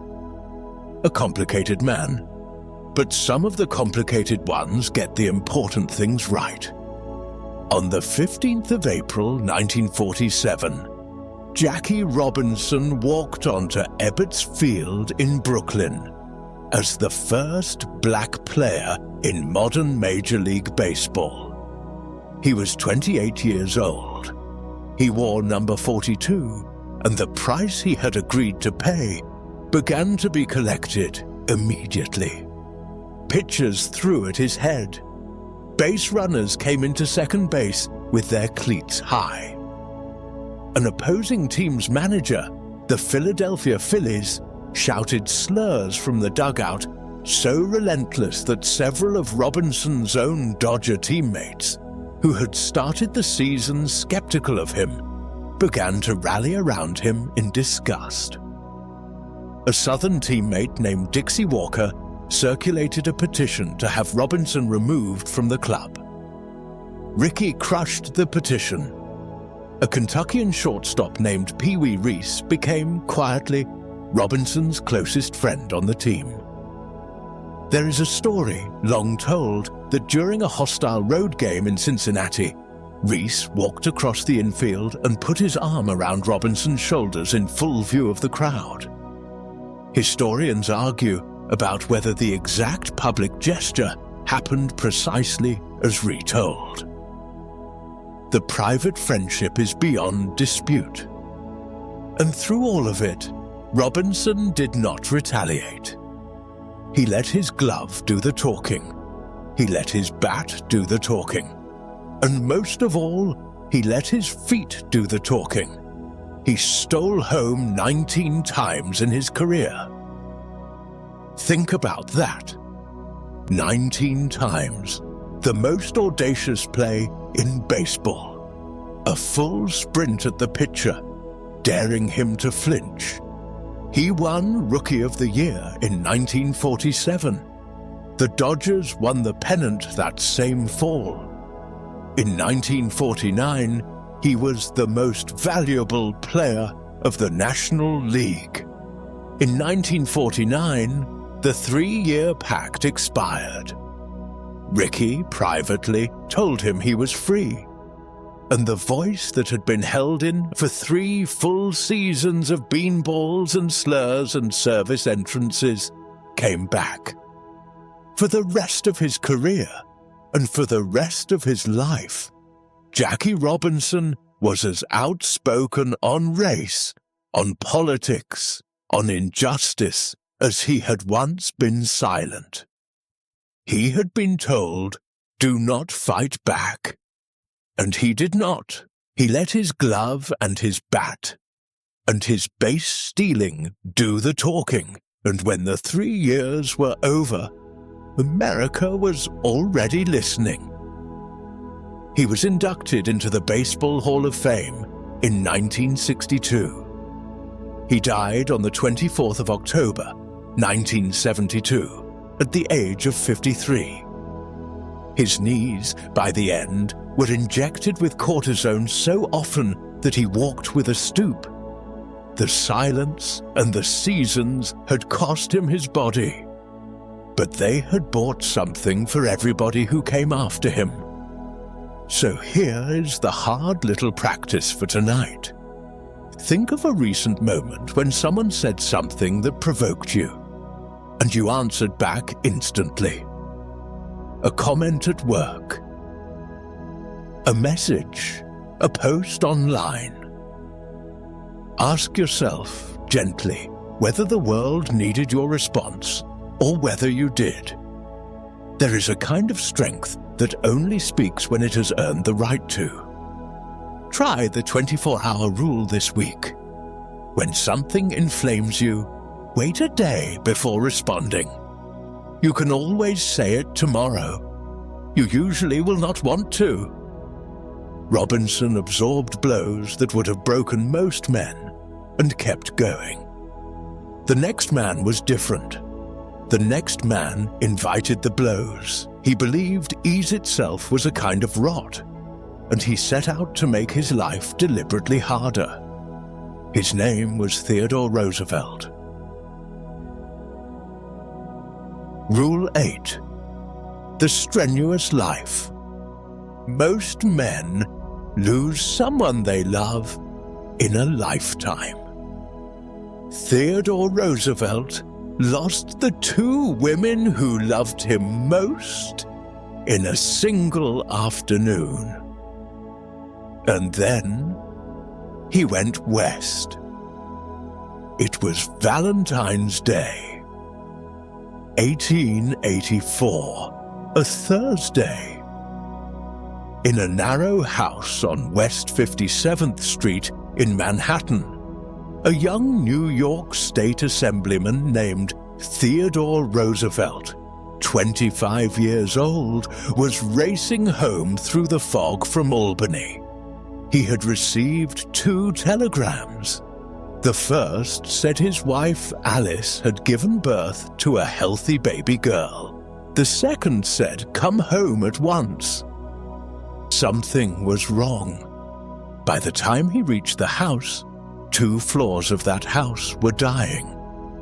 Upstairs, his mother, Mittie Roosevelt, a Southern belle who had once been considered one of the great beauties of New York, was losing a sudden, violent fight with typhoid fever. She would die at 3 in the morning. A few hours later, in a room on the floor above, His wife, Alice Hathaway Lee, 22 years old, radiant 2 days before, slipped into a coma caused by undiagnosed kidney disease and died in his arms by 2 in the afternoon. 2 women, same house, same Valentine's Day. That night he opened his diary, drew a large black X across the page, and wrote one sentence beneath it. The light has gone out of my life. He would not write about Alice again. He handed the newborn baby girl, also named Alice, to his older sister to raise for the next 2 years. He gave a short speech about grief to the assembly. Then he packed a trunk and got on a train. He went as far west as trains would take him. When they stopped, he kept going. He ended up in the Dakota Territory, on the Little Missouri River, in a treeless country of buttes and cold wind, where a man's problems looked small against the weather. He bought 2 cattle ranches, the Maltese Cross and the Elkhorn. And he worked, not as an owner looking on, as a hand. He rode the fence lines in a 30-below blizzard. He pulled calves out of frozen ravines. He took his turn at the cook fire. He dressed in fringed buckskin and let his New York accent burn off in the wind. The other men laughed at him at first. A bespectacled New Yorker, high voice, too many teeth, quoting poetry in the saddle. They called him Four Eyes. They did not call him that for long. One night, 3 drifters stole a boat from his ranch, and Roosevelt, together with 2 of his hands, set off in the ice-choked river to bring them back. He caught them. He did not hang them, which was the local custom.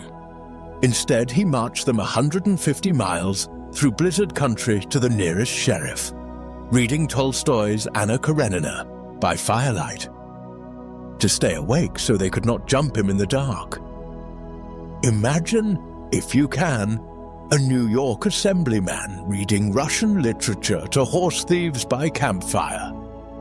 Now, imagine the thieves. Neither of them knew what to do with the situation. After 2 winters in the Badlands, something had changed in him. He was still grieving. He would always be grieving. But the grief had become something that moved. He came back east with thicker shoulders, a steadier voice, and a philosophy he would spend the rest of his life naming.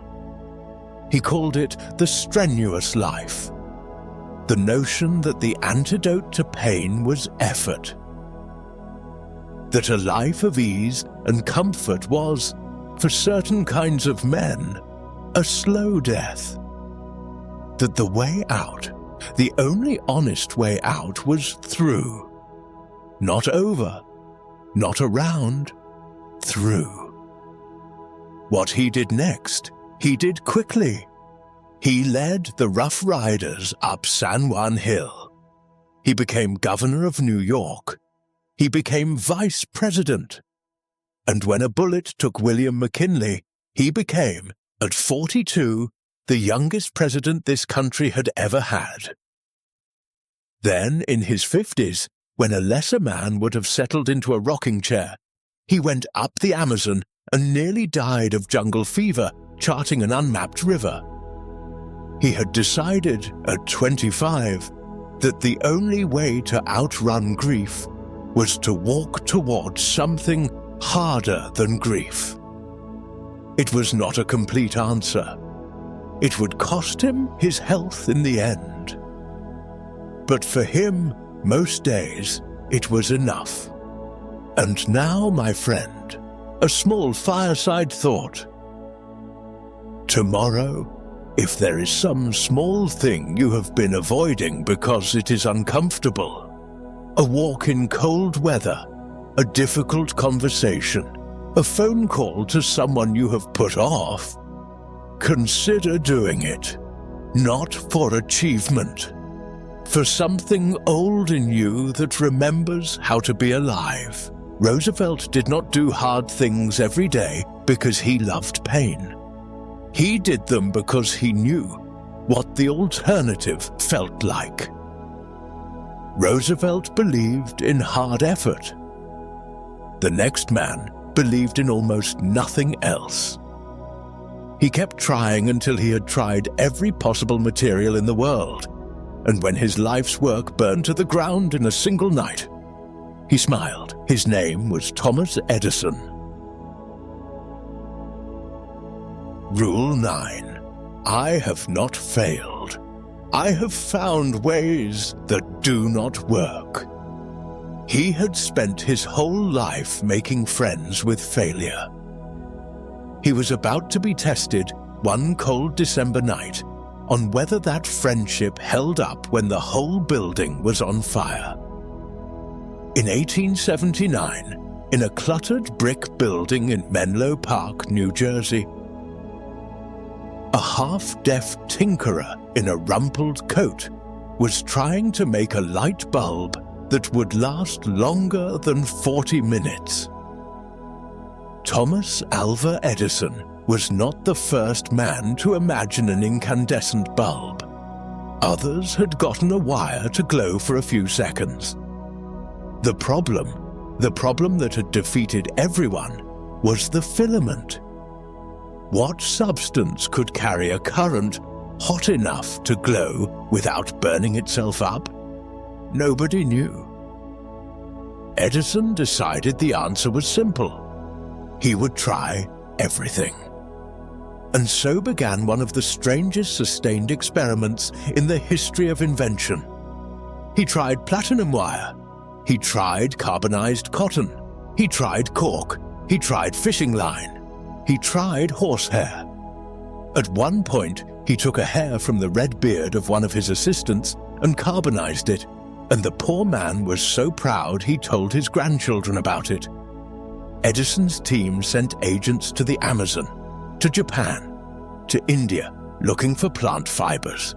They tested, by various counts, something near 6,000 different materials, over and over, weeks into months, months into years. A reporter asked him, late in that stretch, whether he felt discouraged by all the failure, all those dead-end fibers, all those burnt-out wires, all those nights watching a bulb glow brightly for a few seconds and then go dark. Edison looked at him, mildly puzzled. The question, he said, did not quite make sense.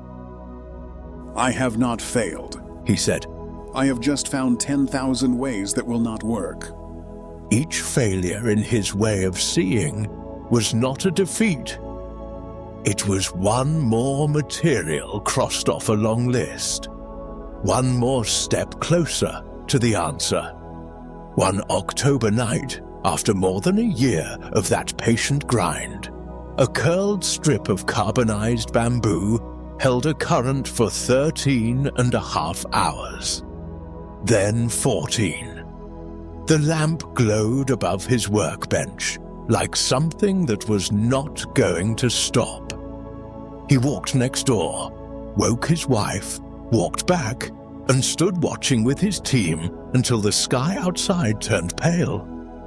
The world had changed while they watched. Now, push forward 35 years, December 9th, 1914. West Orange, New Jersey. Edison is 67. His laboratories have grown into a complex of more than a dozen buildings where hundreds of employees work on phonographs, batteries, cement, motion pictures. It is, in its way, the largest private research operation on Earth. At 10 o'clock on that cold December night, a fire breaks out in the motion picture studio. Chemicals fuel it. Within an hour, it is eating through building after building. Firefighters come from 8 towns. They cannot stop it. Edison stands in his coat on a rise above the smoke, watching his life's work turn orange against the sky. He turns to his 24-year-old son, Charles, who has come running up out of breath. He says calmly, Charles, go get your mother and all her friends. They will never see a fire like this again, as long as they live. A reporter on the scene is astonished. The old man's lab is burning down, and the old man wants his wife to come see the flames. The next morning at 5 o'clock, Edison walks into the smoking wreckage. Black timbers, twisted metal, $7 million of damage, which in today's money is something past 200 million. He gathers his remaining staff in the ash. He says, There is great value in disaster. All our mistakes are burned up. Thank God we can start fresh. 3 weeks later, parts of the lab are already running again. He works on for 16 more years and dies quietly in 1931, a bulb burning at his bedside. He had taught himself over decades to see failure as information and disaster as a kind of brutal housekeeping, which meant the fire that night was not the end of the lab. It was the most expensive research session he had ever paid for. And now, my friend, a small thought for your pillow. Tomorrow, when something you tried does not work, borrow Edison's small sentence. Say it quietly. I have not failed. I have found another way that does not work. It is funnier than it sounds. It may also be true. Keep a quiet tally this week. Every failure marked as data. By Sunday, you may discover you have learned more in 7 days than in 7 months of easy success. Edison treated every failure as a chance to begin again. The next man knew something about beginnings too. He had been given up as a child, raised by strangers, and grew into one of the most famous people on earth. But what he did on his private afternoons is the part of Babe Ruth you have never been told.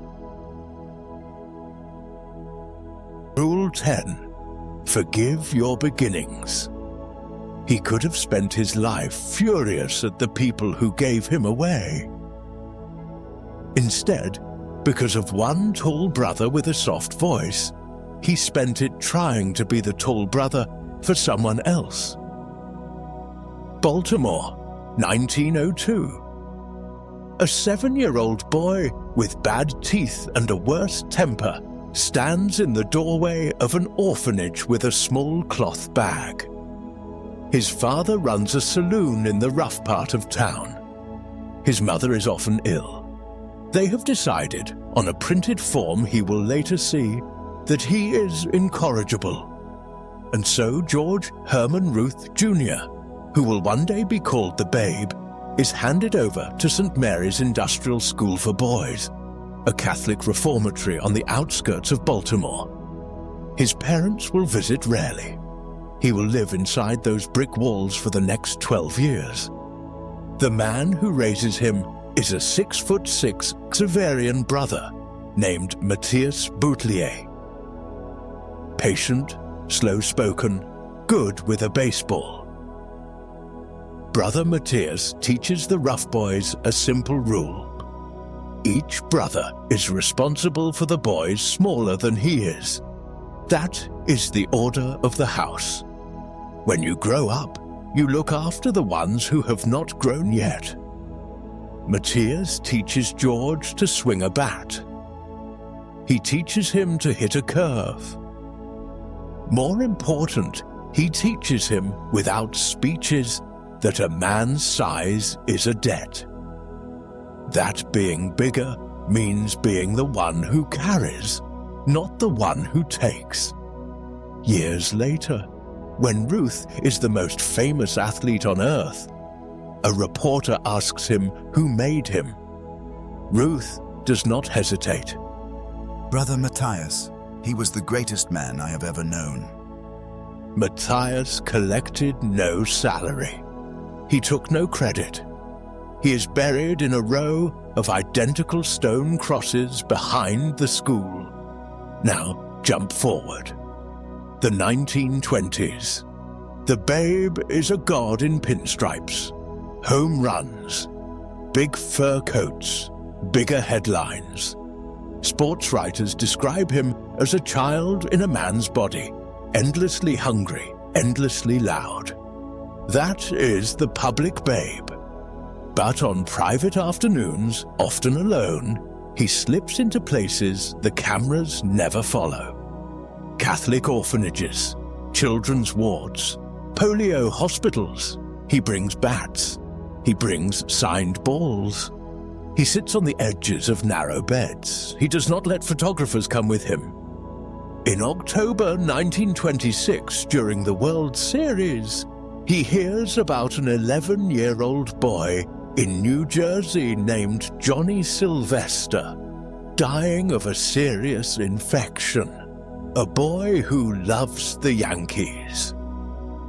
Ruth writes him a letter. He promises to hit a home run for him in the next game. In Game 4 of the World Series, at Sportsman's Park in St. Louis, the Babe hits 3. 3! The boy recovers. The doctors cannot explain it. The family believes they know. Ruth writes Johnny letters for the next 20 years, quietly, without press. When Ruth dies, the letters are found by Johnny's son, folded carefully in a drawer. There are more stories like that than anyone ever counted.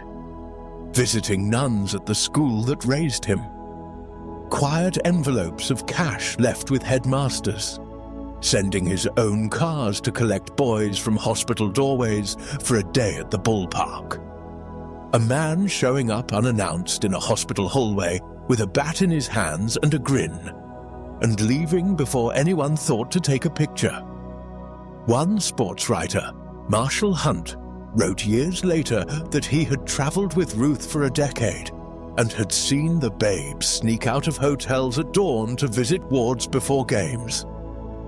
Hunt said Ruth once scolded him for trying to bring a camera. That, Ruth told him, was not what the trip was for. In 1948, cancer took him. He was 53. On his deathbed, he asked that prayers be said at St. Mary's, the place he had once been given up to, the place he had never really stopped going back to. The orphans had made the Babe. The Babe, in his private hours, went back to the orphans for the rest of his life. No cameras, no press releases, just a big man in a coat sitting on the edge of a bed. And now, my friend, a gentle thought for your own week. Try to do one small kindness that no one will see. A note you do not sign. A dish you wash without credit. A helping hand for someone who will never know it was you. Feel how different it is from the sort of kindness that comes with a camera. Keep it private. Do not tell me. Do not tell anyone. That is the point. Ruth kept his best actions private. The next man could not. Because his uniform, his face, his chest full of medals had made him one of the most recognized soldiers in America. His name was Audie Murphy, and he spent the rest of his life telling the public what war had done to his private mind. Rule 11. The wound you cannot see. He had done the impossible. What nobody knew yet was that he had also broken something inside himself, that would never quite come back. January 26, 1945, Eastern France. Near a place called Holtzwihr, in the snow of the Colmar Pocket. A 19-year-old second lieutenant named Audie Leon Murphy, 5'5", 110 pounds, a Texas sharecropper's son the Marines and the Navy had turned down for being too small, is looking out across a clearing at 6 German tanks and roughly 250 German infantry advancing through the trees toward his reduced company of fewer than 20 able-bodied men. He orders his men to fall back into the woods. He stays. Behind him, one of his own M10 tank destroyers has been hit and is smoldering, its crew dead inside. Murphy climbs onto it. He takes the .50 caliber machine gun mounted on its turret. For more than an hour, wounded in the leg, the tank burning under him, with ammunition cooking off beneath his feet, he holds off the advance. He calls artillery on his own position. His men, watching through the smoke, cannot tell whether he is still alive. He is. He will receive the Medal of Honor for that hour. He will receive, in all, 33 military awards, every American decoration for valor. He will be called the most decorated American combat soldier of the Second World War. By the summer of 1945, his baby face is on the cover of Life magazine. He is 20 years old. He has killed more men, in more ways than he can count. He told an interviewer years later that he could not really remember that hour on the tank.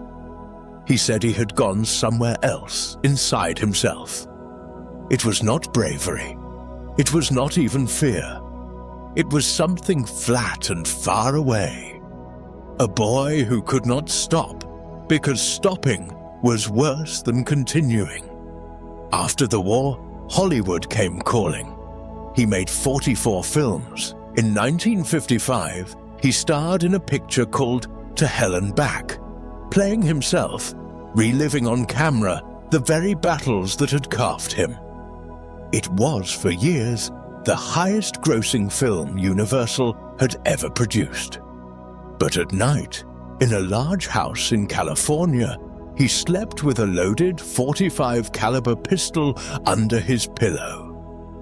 Thunderstorms sent him under tables. He would wake in the dark, sweating. Certain he was back in the tree line, he would get up, walk the house, check the doors, sit by a window. Sometimes he would not sleep for 3 days in a row. His first marriage fell apart because he could not explain to his wife what happened to him at night. When he remarried, he warned his new bride, before the wedding, about the dreams and the gun. She loved him anyway. And then, in the early 1960s, before there was a name for what he had, Audie Murphy began to do something almost no one in public life was doing. He started talking about it, in interviews, in letters to newspapers. He said the sleeplessness was not weakness. He said the dreams were not cowardice. He said combat fatigue, as they called it then, was a wound. And he said it had a cost. And he said the country owed its veterans better care than it was giving them. He testified for veterans' benefits. He wrote to senators. He told one reporter plainly that he could no longer sleep in a quiet room. He said if the most decorated soldier in America could not sleep at night, perhaps other soldiers should not feel ashamed that they could not either. In May 1971, a small plane carrying him from Atlanta to a business meeting went down in fog on the side of a mountain in Virginia. He was 45 years old. He is buried at Arlington. He had asked for the regulation government-issued headstone, the plain white kind you see row after row, rather than the gold-inlaid one his rank would have allowed. It is the second most visited grave in that cemetery, behind only President Kennedy's. The country had given him a chest full of medals. The medals did not stop the dreams, and so he decided, since they would not stop, to at least tell the other soldiers that their dreams were not shameful. And now, my friend, a small fireside thought before we move on. Tonight, if there is something you have been carrying that you have hidden from the people who love you, imagine telling just one of them.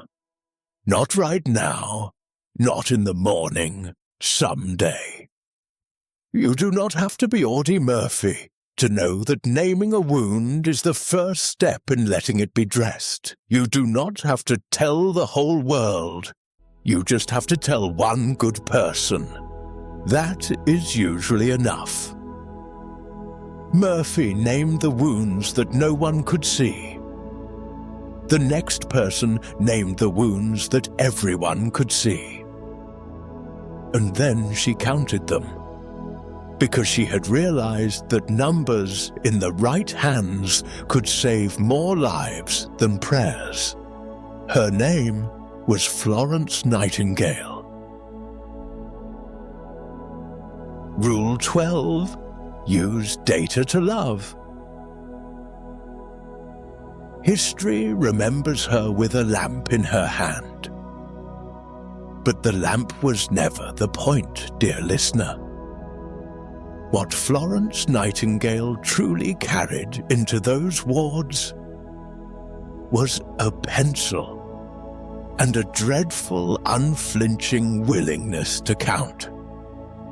Let us begin in the winter of 1854. A grim stone building called the Scutari Barrack Hospital, sitting on a hillside above Constantinople, what we now call Istanbul. The Crimean War is on. Shiploads of British soldiers are arriving from the front, some with bullet wounds, some with frostbite, most with something worse than either. Typhus, cholera, dysentery, men lie on straw in their own waste. The cesspools have overflowed into the drinking water. The wounded are not being killed by the Russians. They are being killed by the building meant to save them. Into this walks a 34-year-old woman from Hampshire, Florence Nightingale. Multilingual, brilliant, the daughter of a wealthy family who had expected her to marry well and host dinners. She had other ideas. At 17, she had written in her diary that she had received a call from God to serve. And now, with 38 hand-picked nurses behind her, she had come to do the serving. She did not start with prayers, dear listener. She started with windows. She opened them. She scrubbed walls. She ordered clean linen, clean water, clean air. She badgered the British Army until they sent a sanitary commission to fix the drains.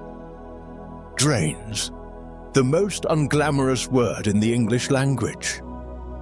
And yet, within 6 months, the death rate at Scutari fell from around 42% to 2%.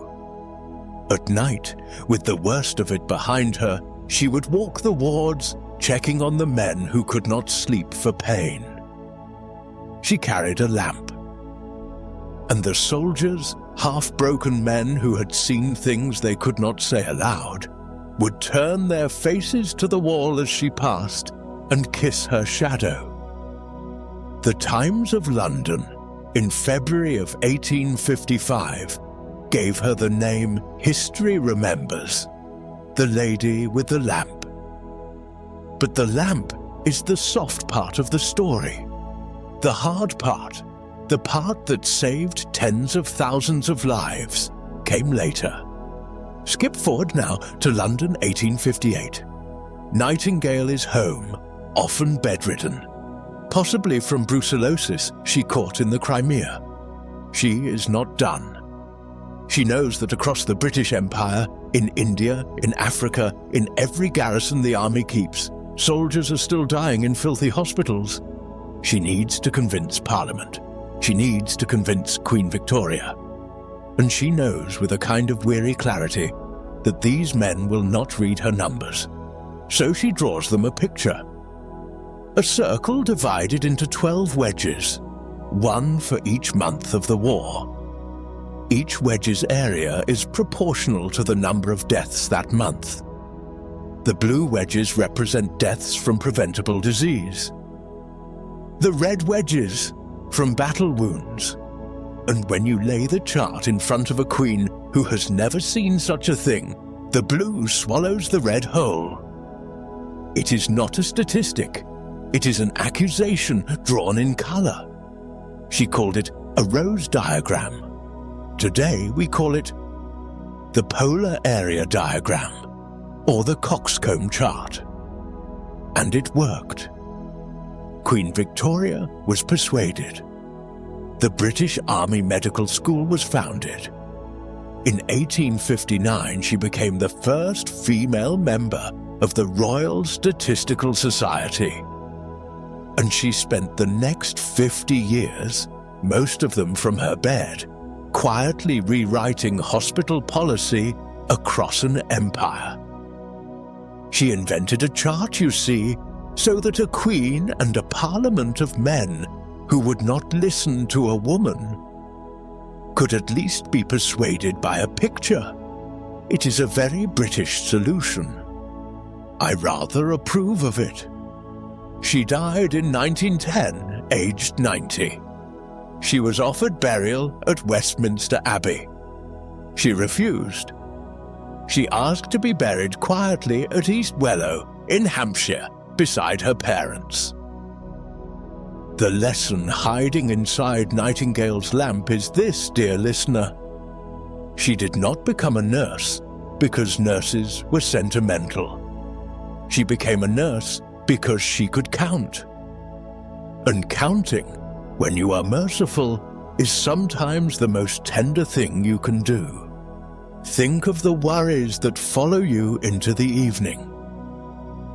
The thing about your sleep, the thing about your money, the thing about your weight or your walking, or the hours you give away to a screen. We tend to feel these things. We rarely count them. And fear, left uncounted, grows larger in the dark than it has any right to.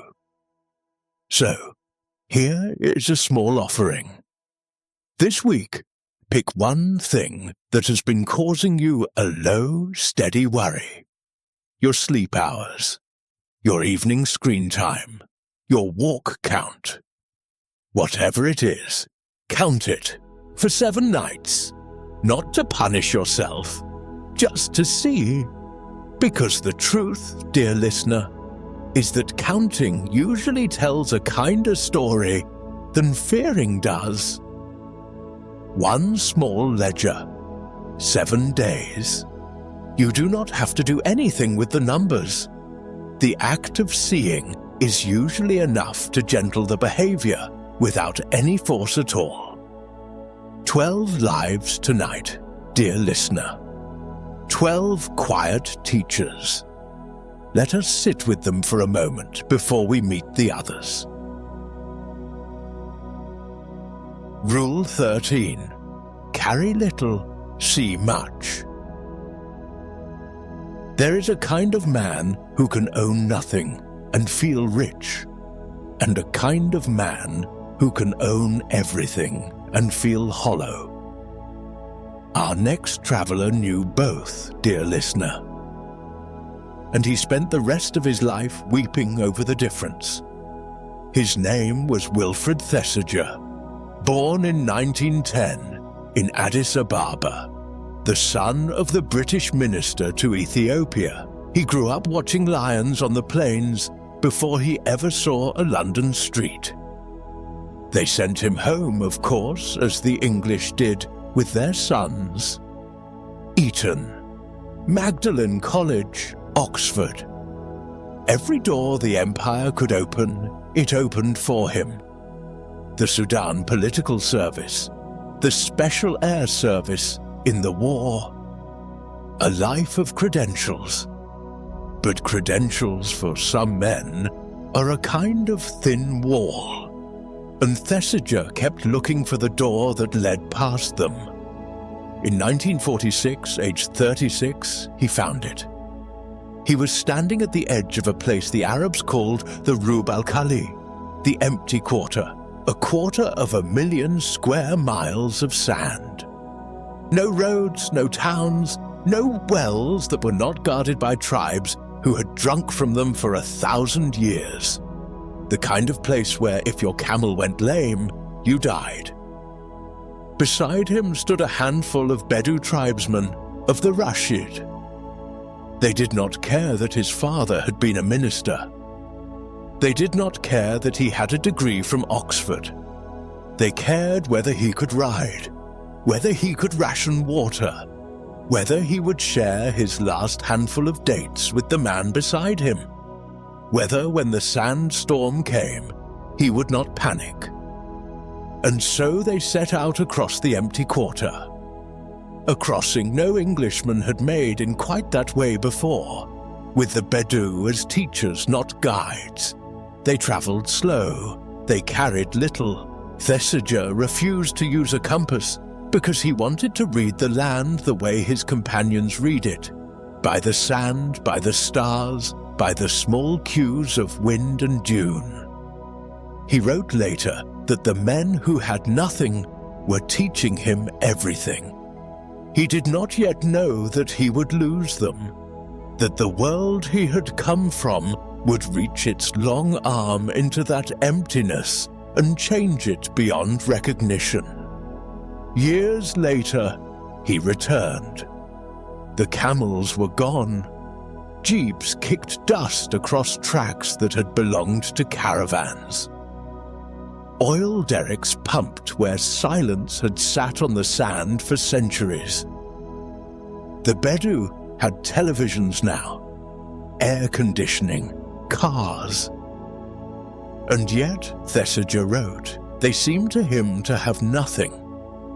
In an air-conditioned hotel room in the Gulf, the old explorer sat down and wept.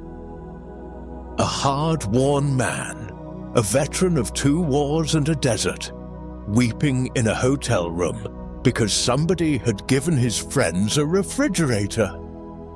It sounds almost comic, dear listener. I confess, I sometimes look at my own thermostat with a mild bewilderment of a similar sort. But he was not mourning air conditioning. He was mourning the thing that the air conditioning had quietly replaced. The shared canteen of water, the story told around the fire, because there was nothing else to look at. The patience of a people who could not order anything at the press of a button, and so had learned to want less. He wrote Arabian Sands in 1959, The Marsh Arabs in 1964, from his time among the reed houses of southern Iraq, before Saddam Hussein drained those marshes and ended a way of life that had lasted since Sumer. And in his final decades, Thesiger gave up England altogether, going to live among the Samburu people of northern Kenya in a simple hut, surrounded by the old rhythms he had loved. He died in 2003, aged 93. The wisdom here, dear listener, is uncomfortable. Comfort is not neutral. Every convenience is a small trade. And if you make enough of them, without noticing, you can end up with a life of perfect ease and no earthly idea why it feels so empty. He was not mourning the desert. He was mourning what we traded away without noticing.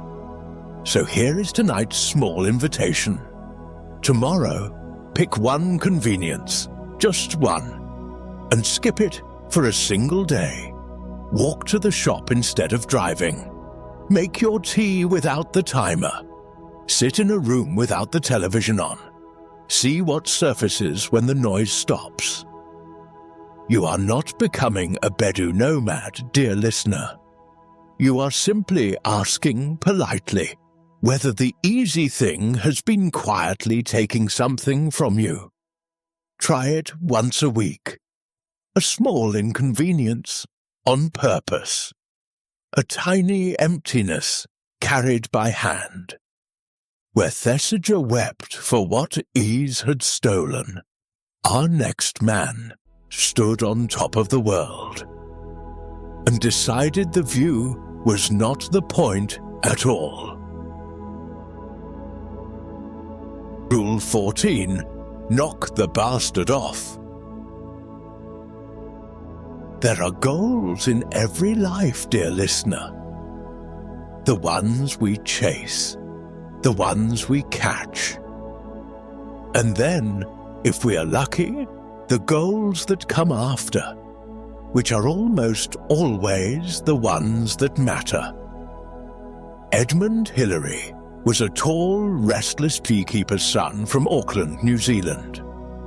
Born in 1919, raised in the quiet Depression years, with big hands and a longer reach than most boys his age.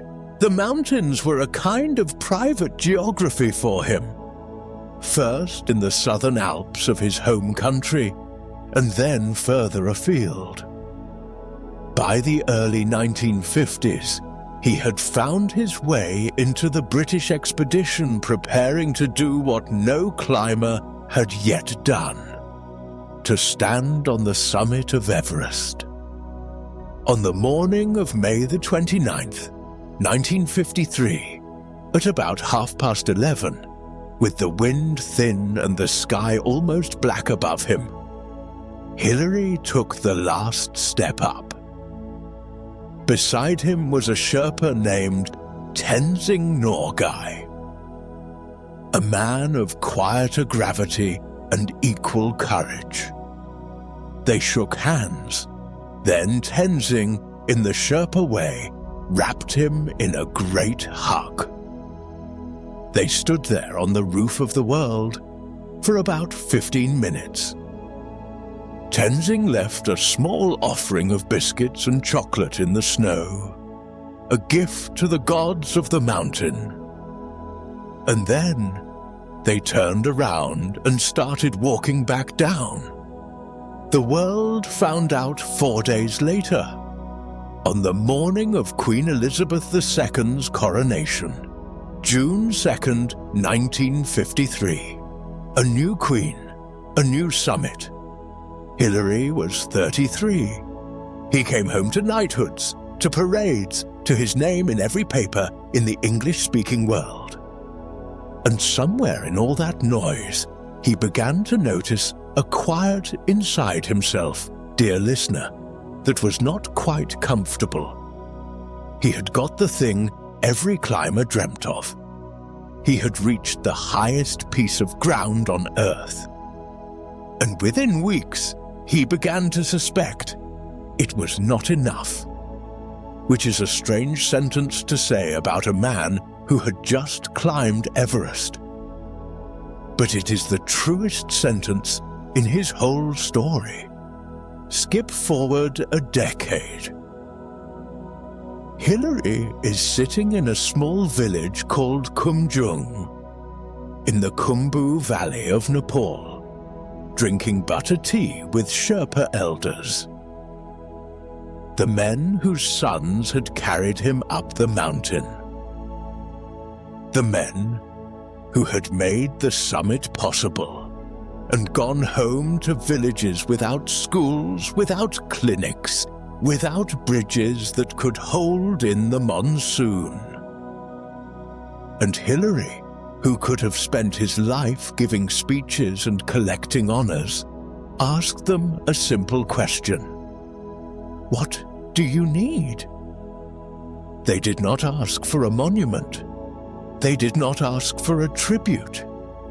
They asked for a school, a place where their children could learn to read. So Hillary went home to Auckland, and he raised the money, and he came back, and he helped build that school with his own hands. And then he built another, and another. Over the next 50 years, the Himalayan Trust that he founded in 1960 built 27 schools, 2 hospitals, 12 medical clinics, and more bridges and water systems than he could easily count. He served as New Zealand's High Commissioner to India, Nepal, and Bangladesh from 1985 to 1989. He used his name and his quiet stubbornness for one purpose: to repay a debt the Sherpa had never asked him to pay. In March of 1975, a small plane taking off from Kathmandu crashed. His wife Louise and his younger daughter Belinda were on board. Both were killed. It was the kind of loss that breaks most men, dear listener, and it came very close to breaking him.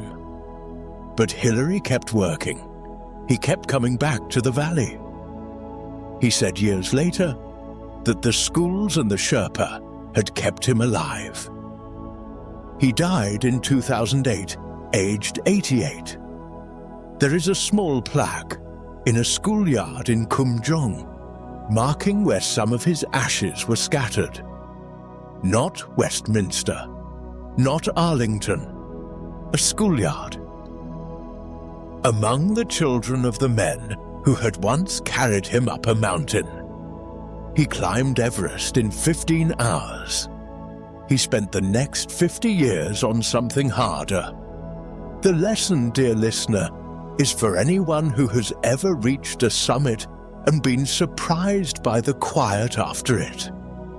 A graduation, a promotion, a child raised, a retirement, a long-held dream finally in the hand. The feeling that often comes next is not triumph. It is a kind of soft, puzzled emptiness. And the old books are full of stories of people who mistook that emptiness for failure and went chasing another summit. The real lesson of Hillary is to turn in that quiet moment and look around. Not up, around. At the people whose shoulders carried you. At the debts you did not know you owed. Because the real summit, the one that actually completes a life, is almost always what you do after. So, here is tonight's small suggestion. Before you sleep, ask yourself one question. What is one small, unglamorous thing I could begin tomorrow for someone who will never be able to repay me? Not a grand plan. One phone call, one meal prepared, one small brick laid. Do it once a week, for a month, and see what begins to grow out of that small, repeated turning outward. Hillary built schools for people who had no claim on him. Our next man, born into slavery on the other side of the world, did the very same thing, and he turned down a fortune to do it. Rule 15.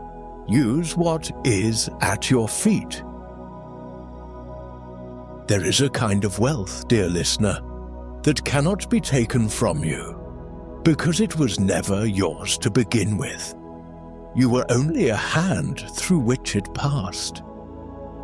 George Washington Carver was born around 1864 on a small farm in Diamond, Missouri.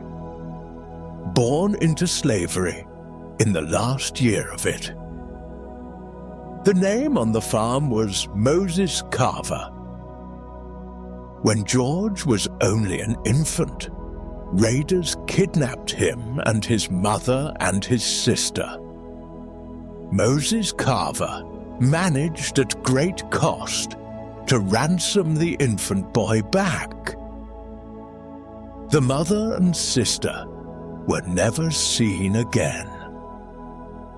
So George was raised after emancipation by the people who had once owned him.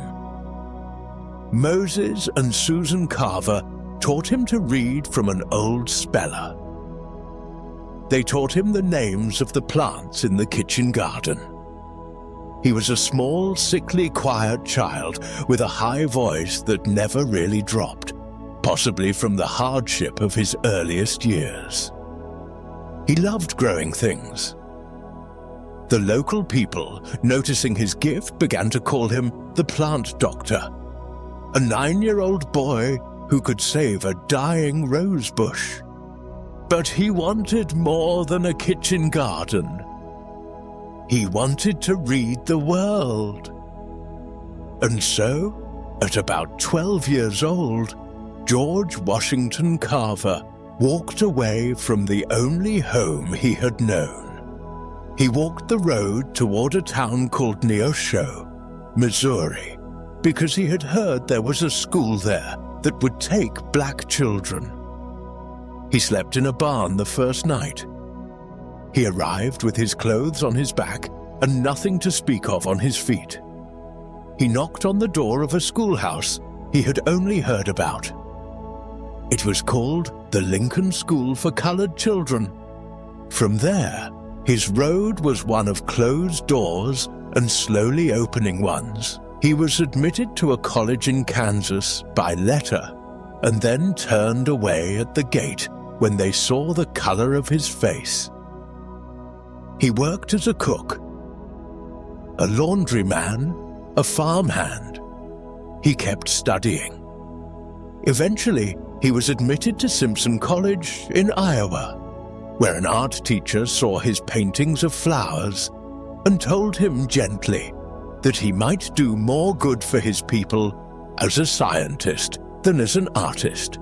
So he transferred to Iowa State, earning a bachelor's degree, and then, in 1896, a master's degree in agricultural science. And that year, a letter arrived from a man named Booker T. Washington, inviting him to come to Alabama, to a place called the Tuskegee Institute, to teach. Carver went, and he stayed for 47 years. Now, dear listener, here is the part of his life that most people remember. In the American South of his day, black farmers were trapped in a cycle. Cotton.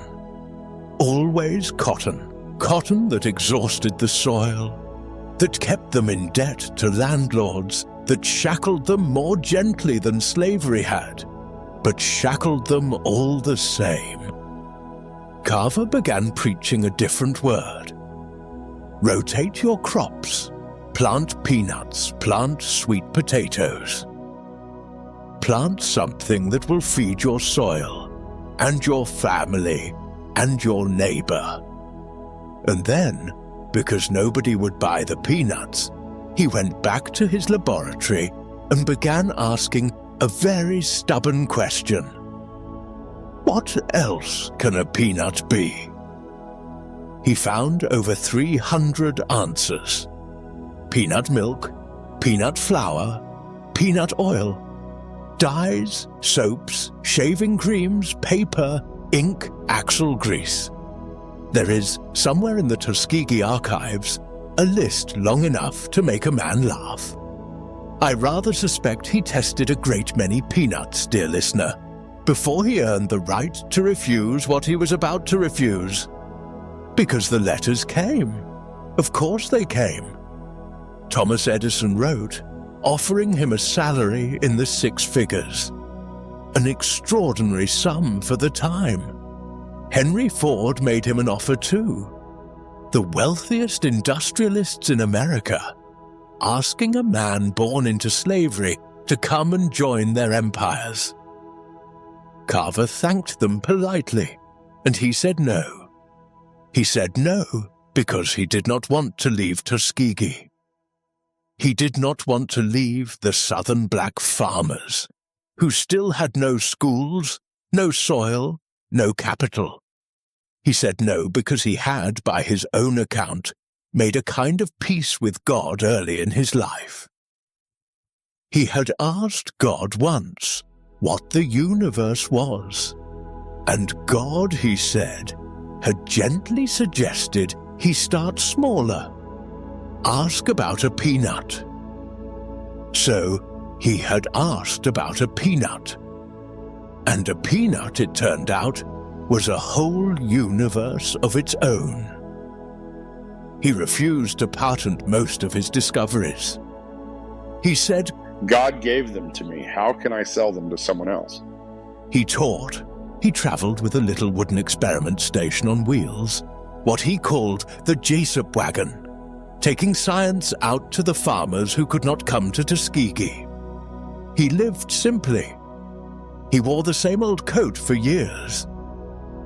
He died in 1943 and left his life savings to create the Carver Research Foundation, so young black scientists could carry on the work. He had walked to school. He had earned the right to walk anywhere. But he chose to stay. The lesson, dear listener, is a quiet one. Carver believed that the gift in your hands was not given so you could sell it. It was given so you could pass it on. He looked at what was under his feet. The red Alabama dirt and the stubborn little peanut plant, and he asked what it could do for the people around him, not what it could do for him. We live in a world, dear listener, that asks us to monetize every skill, every hour, every kindness. A world that whispers, you could be charging for that. A quiet exhaustion, I find, comes from treating your own life as an asset class. So here is tonight's small offering. Tomorrow, give one thing away that you have every right to charge for. Advice. A skill, a meal, an hour of listening to someone who has no way to repay you.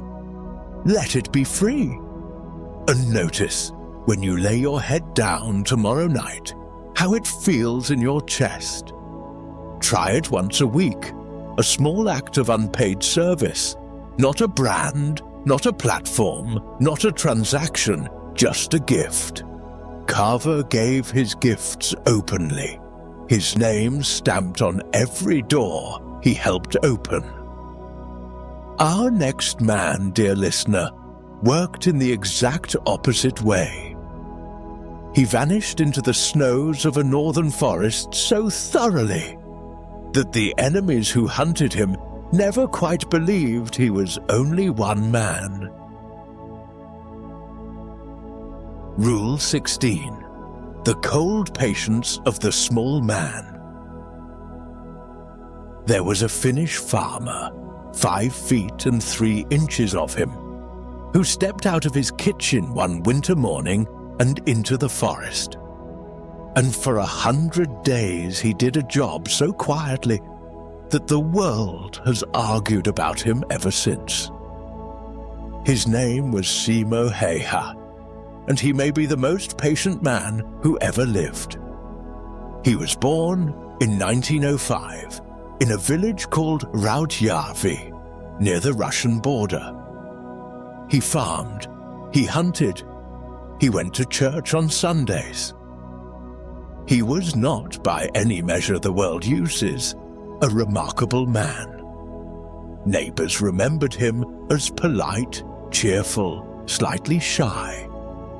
And then, in November of 1939, the Soviet Union crossed the border with more than 450,000 soldiers, and Finland which had a standing army roughly a third that size, called up every farmer and forester it could find.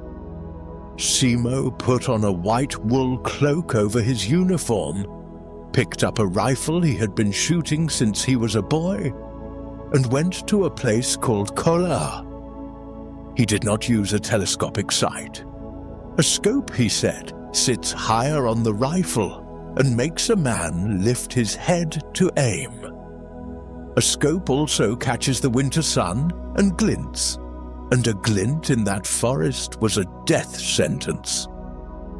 So he used iron sights, and he went lower into the snow, and he breathed slowly, and he waited. He packed snow into his mouth so his breath would not steam in the cold air. He waited for hours, sometimes days. He spoke almost never. He ate cold bread. And for 100 days, he did what he had been asked to do, as well as he could. By the time a Soviet bullet struck his jaw on the 6th of March 1940, and he was carried half dead from the forest, his fellow soldiers had already given him a nickname. The White Death. He would wake from a coma on the day the war ended. The world, you must understand, would one day want to make him a legend. He would spend the rest of his life politely declining. After the war, Simo went home.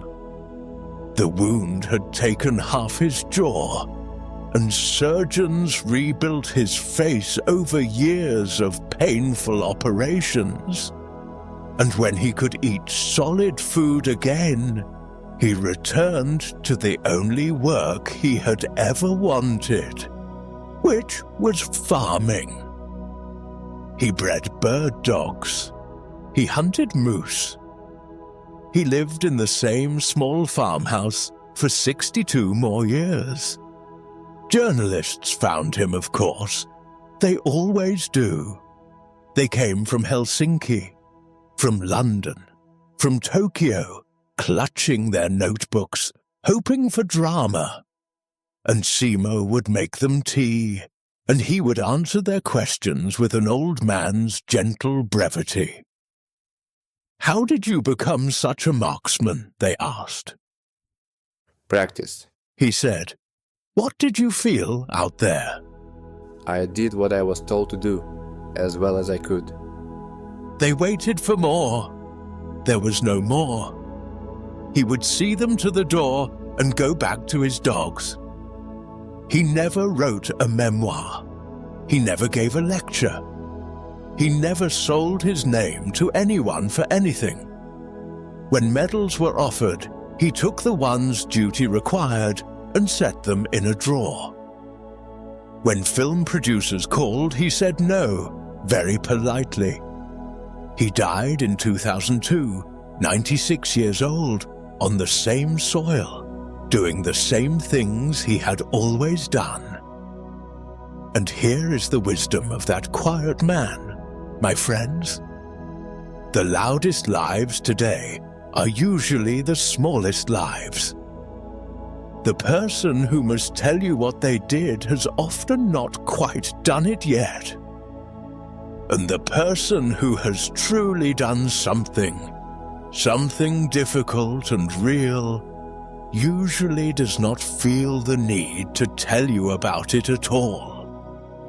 We live now in a time that pulls in the other direction. Every meal photographed, every opinion broadcast, every accomplishment announced. There is a quiet tax on all of that. A tax on the soul, though we rarely notice we are paying it. Because when you tell everyone, the thing begins to belong to them. When you keep it, it belongs only to you. And that is a richer ownership than any audience can give you.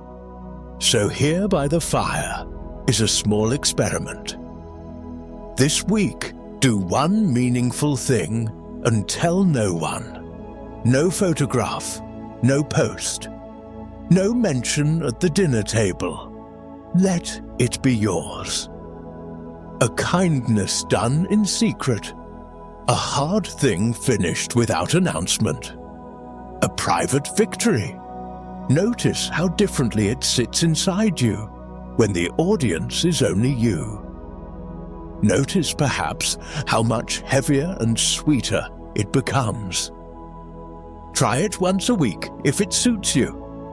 One small act kept quiet. You may find, as Simo found, that the lives we do not advertise are the lives we actually live. The rest is just noise in the trees. He kept his deeds private and his life small. The next man did the same with an invention worth more than most countries, and he gave it all away. Rule 17. The loneliness of seeing too far. There was a man once who held in his hand a contract that would have made him the richest human being who had ever lived. He read it. He thought for a moment. And then, very calmly, he tore it in half. His name was Nikola Tesla. He had arrived in New York in 1884, from a small village in what is now Croatia, with 4 cents in his pocket, a book of his own poems, and a head full of diagrams the world had not yet imagined. He worked briefly for Thomas Edison, who promised him $50,000 to improve his direct current system, and then, when Tesla had done it, laughed and said it had been a joke. Tesla walked away. He dug ditches for a while, and then he found a man who believed him. That man was George Westinghouse. Westinghouse understood that Tesla's alternating current system was the future of electrical power, and he signed a contract to license it. The contract, by the figures of the time, promised Tesla $2.50 for every horsepower of electricity his system produced. As the grid grew, and it grew very quickly, those royalties would have made him wealthier than any emperor. Wealthier, by modern reckoning, than many countries. But a few years later, Westinghouse came to Tesla's laboratory with a worried face. His company was in financial trouble. The royalty clause, he said gently, would ruin him. His backers were demanding that he break the agreement or lose the business altogether. Tesla listened. He thought of the man who had staked everything on him when no one else would. He did not negotiate. He did not ask for a smaller cut.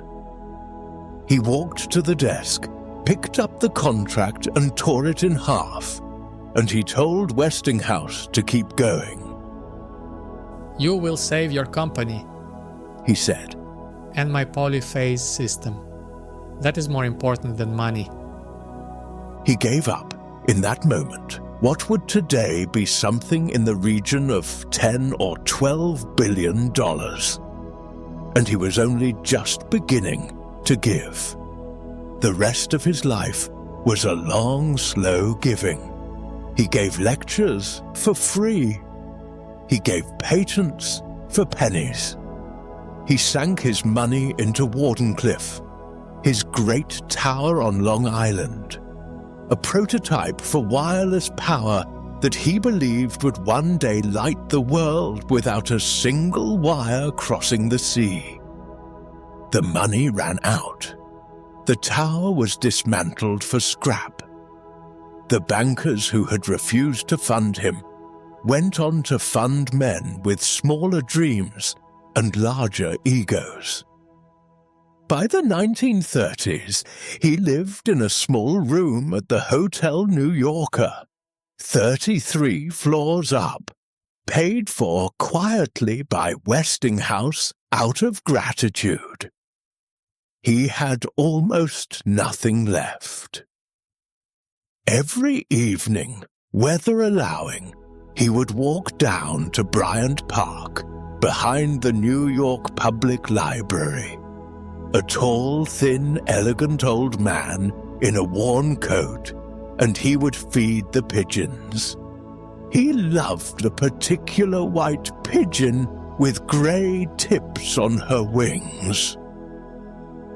I loved that pigeon, He told a biographer near the end, as a man loves a woman. and he meant it, with all the simple weight of the thing. He died on the 7th of January, 1943, in room 3327, with a Do Not Disturb sign on the door. He was 86. When they opened his possessions, they found unpaid bills, unopened letters from heads of state, and notebooks full of drawings for devices the world would not understand for another 100 years. He could have owned the century. He chose instead to light it and leave. Now here, my friends, is the quiet wisdom of that torn contract. We live, most of us, with a small scoreboard in our heads. We keep count of what we are owed: credit at work, acknowledgement from a spouse, the thank you we never quite received for the favor we did last spring. It is a very natural habit. It is also, I think, one of the most corrosive habits a soul can have. Because the person who is always tallying is never quite at rest. And the world, which is busy and distracted and generally forgetful, rarely gives us the score we think we deserve. Tesla simply refused to keep the scoreboard. He gave and he kept giving, and when the giving cost him a fortune, he did not flinch. That is a kind of freedom that most of us will never quite reach. But we can walk a few steps toward it even tonight. So here is tonight's small practice. This week, give one thing away without claiming it. An idea at work, handed to a colleague who will get the credit. A recipe, handed to a friend as if it had always been theirs. A piece of advice placed quietly into a conversation without your name attached to it. Give, and then let it go. See if the world keeps turning. It will. Try it 3 times this week, if you have the courage. 3 small, ungrasped gifts. And notice at the end whether anything has truly been lost. I suspect you will find, as Tesla found, that the heart grows larger when the hands stop clenching. The pigeons, after all, came to him in the end. Tesla gave his work to the world and kept his silence. The next man had to steal his education in the first place, one stolen word at a time. Rule 18. Teach yourself what they will not. There was once a boy, perhaps 10 years old, walking down a Baltimore street with a loaf of bread under his arm. He was enslaved, and it was against the law for him to learn to read. He was about to break that law in the smallest and bravest way a child can, by trading his lunch for the alphabet. His name was Frederick. He had been born Frederick Augustus Washington Bailey, around February of 1818, on a plantation in Talbot County, Maryland. He had never known his father. He had barely known his mother, who walked miles at night to see him, and died when he was 7. At the age of 8, he was sent to Baltimore to serve a family called Old. And there something unexpected happened. Sophia Auld, the mistress of the house, began to teach him his letters. She was a kind woman, new to the ownership of human beings, and she did not yet know that the system she had married into required her kindness to stop. Her husband Hugh found out. He was furious. "If you teach that boy to read," he told his wife, in words Frederick would remember all his life and write down 30 years later, "he will no longer be fit to be a slave. He will at once become unmanageable and of no value to his master." And Frederick, quietly listening from a corner, understood in that instant the entire architecture of his captivity. Reading was the lock. Literacy was the key. He would spend the rest of his boyhood picking that lock. Sophia obeyed her husband. The lessons stopped. But the boy had seen the shape of the door now, and a child who has seen a door will find a way through it. He began to trade. He would carry a loaf of bread to a poor corner of the city where white boys his own age ran barefoot, hungry and unsupervised. He would tear off a piece, offer it to a boy, and in exchange he would ask, "Will you teach me a letter?" An A on Monday, a B on Tuesday, a sentence on Friday. The boys took the bread, and they took the game, because children do not yet know all the reasons adults give for saying no. Over months and years, he pieced the whole alphabet together. He found newspapers in the gutter and read them behind the barn. He copied words onto fences with chalk. He hid books inside his shirt. He had traded bread for the alphabet. He would soon trade the alphabet for his freedom. On the 3rd of September 1838, Frederick Bailey, now 20, dressed as a sailor, carrying borrowed papers that declared him a free black seaman, stepped onto a northbound train in Baltimore. Within 24 hours, he was standing in New York. Within a few years, he had changed his name to Douglas, met a free woman named Anna Murray, who had helped finance his escape, and who he promptly married, and begun to speak, first at small abolitionist meetings in New Bedford, then at larger ones, then at the largest halls in the country. In 1845, he published his first autobiography, The Narrative of the Life of Frederick Douglass, and it sold so widely that his former owners began hunting for him. Friends sent him to Britain and Ireland, where admirers raised the money to purchase his legal freedom, and then he returned to America and founded a newspaper called the North Star. He advised Abraham Lincoln during the Civil War. He argued for women's suffrage when even many abolitionists would not. He became, by the careful count of modern historians, the most photographed man of the 19th century, because he understood that an image of a dignified black man in a respectable suit was itself a kind of argument. He wrote 3 autobiographies, each deeper than the last. He was still giving speeches in the final week of his life. He died on the 20th of February 1895 at 77 on his way to a lectern. Now here, my friends, is a wisdom that cuts very close to our own time. Frederick Douglass taught himself to read in a country where it was a crime. And we, you and I, live in a country where books are cheap, libraries are free, and the entire accumulated knowledge of the human species sits in a small glass rectangle in our pockets. And what do we do with it, mostly? We scroll. We flick. We watch short videos of cats. The door stands wide open and we do not walk through. That is no scolding. It is simply a noticing. Because somewhere in us we know. We know that a life spent only on the surface of things grows thin after a while.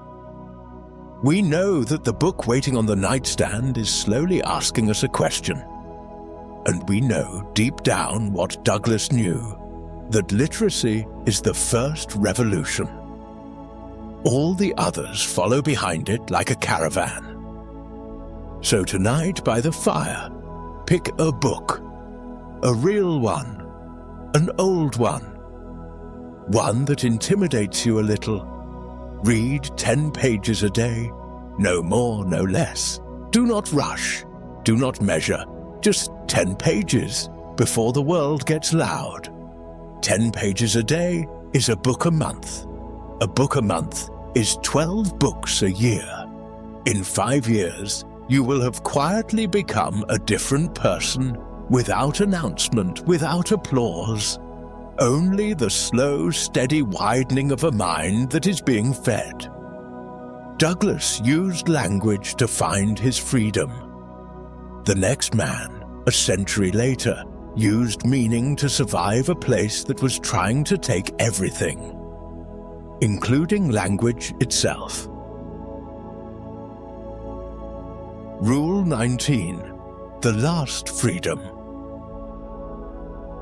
There was a young psychiatrist in Vienna in the spring of 1941, holding an American visa in his hand. It was a ticket out of a city that was already swallowing his people.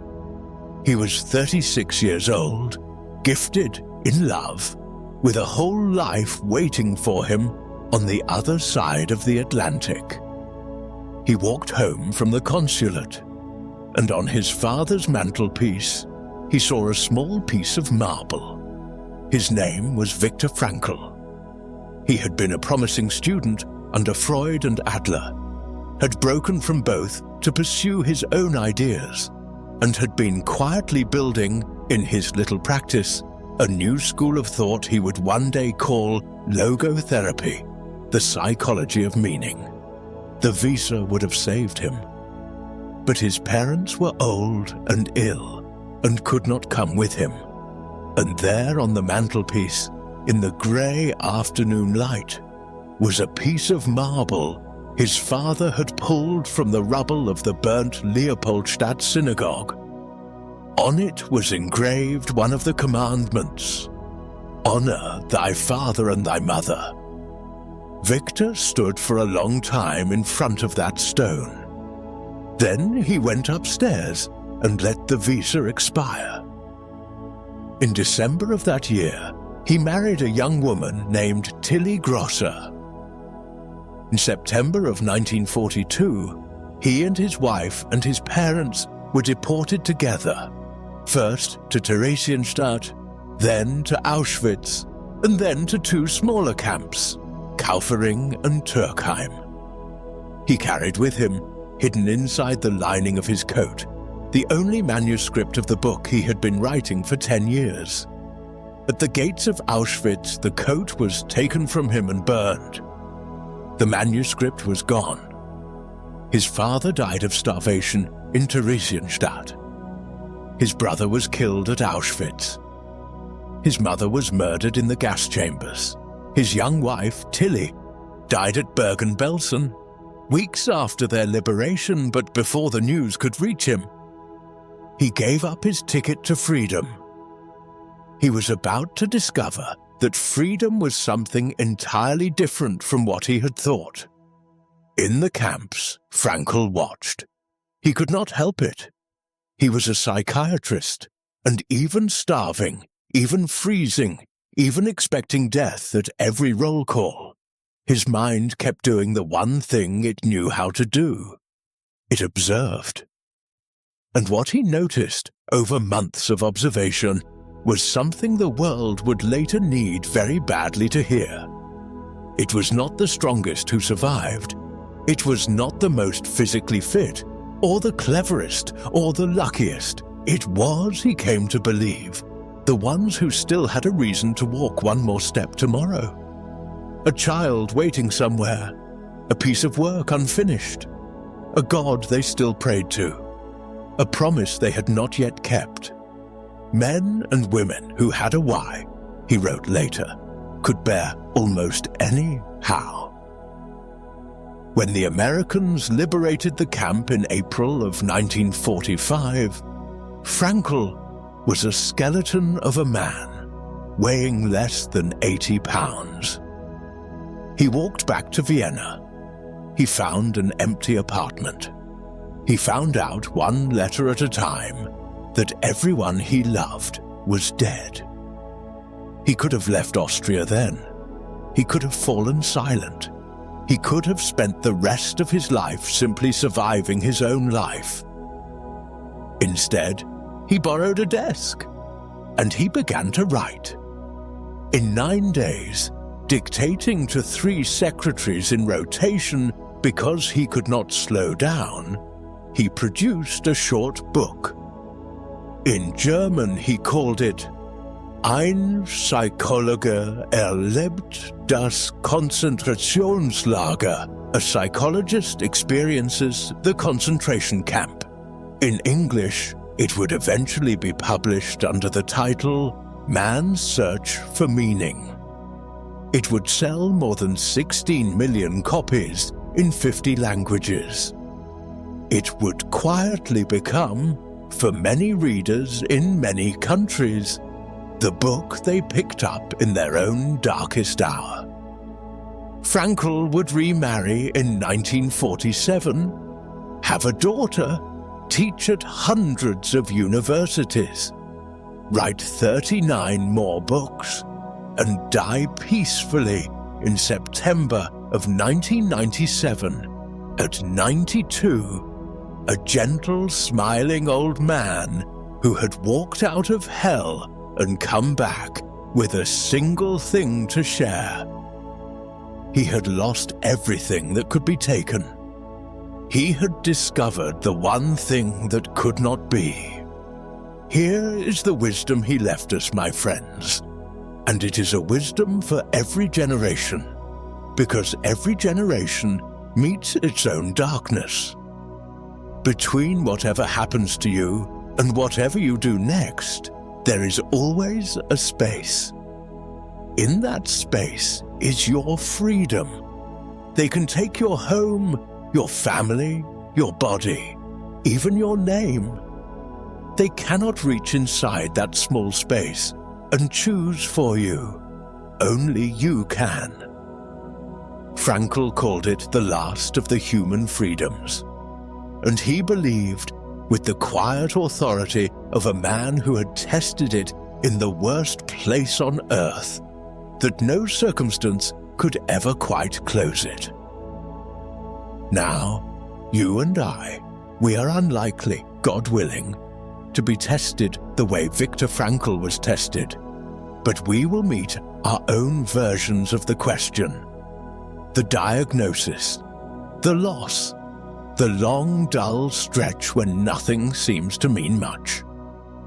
And in those seasons, a comfortable life without purpose can become quietly unbearable. We medicate, we distract, we scroll, and the deeper hunger goes unfed. So tonight, before you close your eyes, ask yourself just one question. Not a goal, not a to-do list, a reason. What gives my tomorrow a reason? Name one. It can be small, a person you love, a promise you made, a piece of work you are not yet finished with, a way of being you are still becoming. Name only one. Ask it every night this week. See what stays. See what is quietly carrying you under the surface when you were not watching. You may find, as Frankl found, that meaning is not a thing you are given. It is a thing you notice. And once you have noticed it, you walk differently, even through the cold. That is 19. 19 lives, 19 quiet teachers. And if you have been listening closely, one promise still hanging in the air, unanswered. You remember it. Before any of the rules, before Grant and his pencil, I left you in a laboratory in Paris on a summer evening in 1885. A 9-year-old boy on a table, bitten 14 times by a mad dog, and an old man across the room, half his body paralyzed by a stroke, 3 of his own little daughters already in the ground, holding in his steady hand a syringe with something in it that had never, in all the history of the world, been given to a human being. I told you that by the end of tonight, you would know what the needle did, and what the old man meant. It is the end of the night now, so let me keep my promise. He rolled up the boy's sleeve, and the needle came down. And then the old man did not sleep. For 10 days he gave that child 13 injections, each one a little stronger than the last. And every single morning he walked into his laboratory afraid. He watched the boy the way a father watches a sick child, which, in a way, none of his diplomas could explain, is what he had become. He checked for fever. He checked for the first terrible signs of the disease. And day after day, the boy was simply all right. On the 11th day, with no fever and no symptoms, the boy, his name was Joseph, went home to his mother in Alsace, alive. The first human being ever saved from rabies. The old man's name was Louis Pasteur, and the saying he is remembered for, "Chance favors the prepared mind," was never really about luck. He meant something quieter and harder. He had spent 30 years in a room nobody watched, doing work nobody applauded, mocked by the great physicians of his day, for reasons even he could not always name. And then, once in a lifetime, a frightened mother walked through his door with a dying child. The only reason he could save that boy was that for 30 unwitnessed years, he had been getting ready for a morning he could not see coming. And once you understand that, dear listener, you understand all 19 of them. Because every grandfather we sat with tonight was doing the very same thing. Grant, failing at farming, failing at firewood, failing at business, quietly being prepared for a war that needed a man who did not know how to quit. Carver, asking a peanut its secrets in a small Alabama laboratory. Douglas, trading bread for the alphabet, one stolen letter at a time. Frankel, building a theory of meaning years before the camps would test it. None of them knew which grey, ordinary Tuesday was preparing them for which bright, impossible morning. And neither, my friend, do you. You carry them now, all 19 of them, folded into the inner pocket of your coat, and they do not weigh a thing.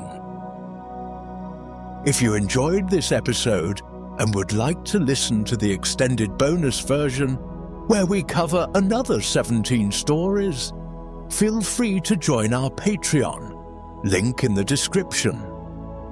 YouTube and Spotify have been making it increasingly difficult for small creators on their platforms. In short, they are paying less or demonetizing channels. To keep myself safe, so I can keep making videos for you, no matter what happens, I've started a Patreon. I will put extended versions on Patreon. 4 hours to 8 hours. The topics go a little deeper, and I'll explore some less sanitized content than on YouTube and Spotify. You can vote on what stories come next there, and I'll also read classics like Meditations, Poe, Lovecraft, Brothers Grimm, which supporters can choose only on Patreon. Every dollar funds more editing time for my editor to make the videos here better and longer. If that sounds like something you would want to support, the door is open. The Patreon link is below. Since you made it this far, I'm glad you enjoyed the episode. If you would like to continue listening to episodes with similar themes, I linked them in the description below. You will also find a playlist of our most popular videos. Sleep now, nightlings, and wake up, as always, a little stronger and a little wiser. The story is done, but yours continues.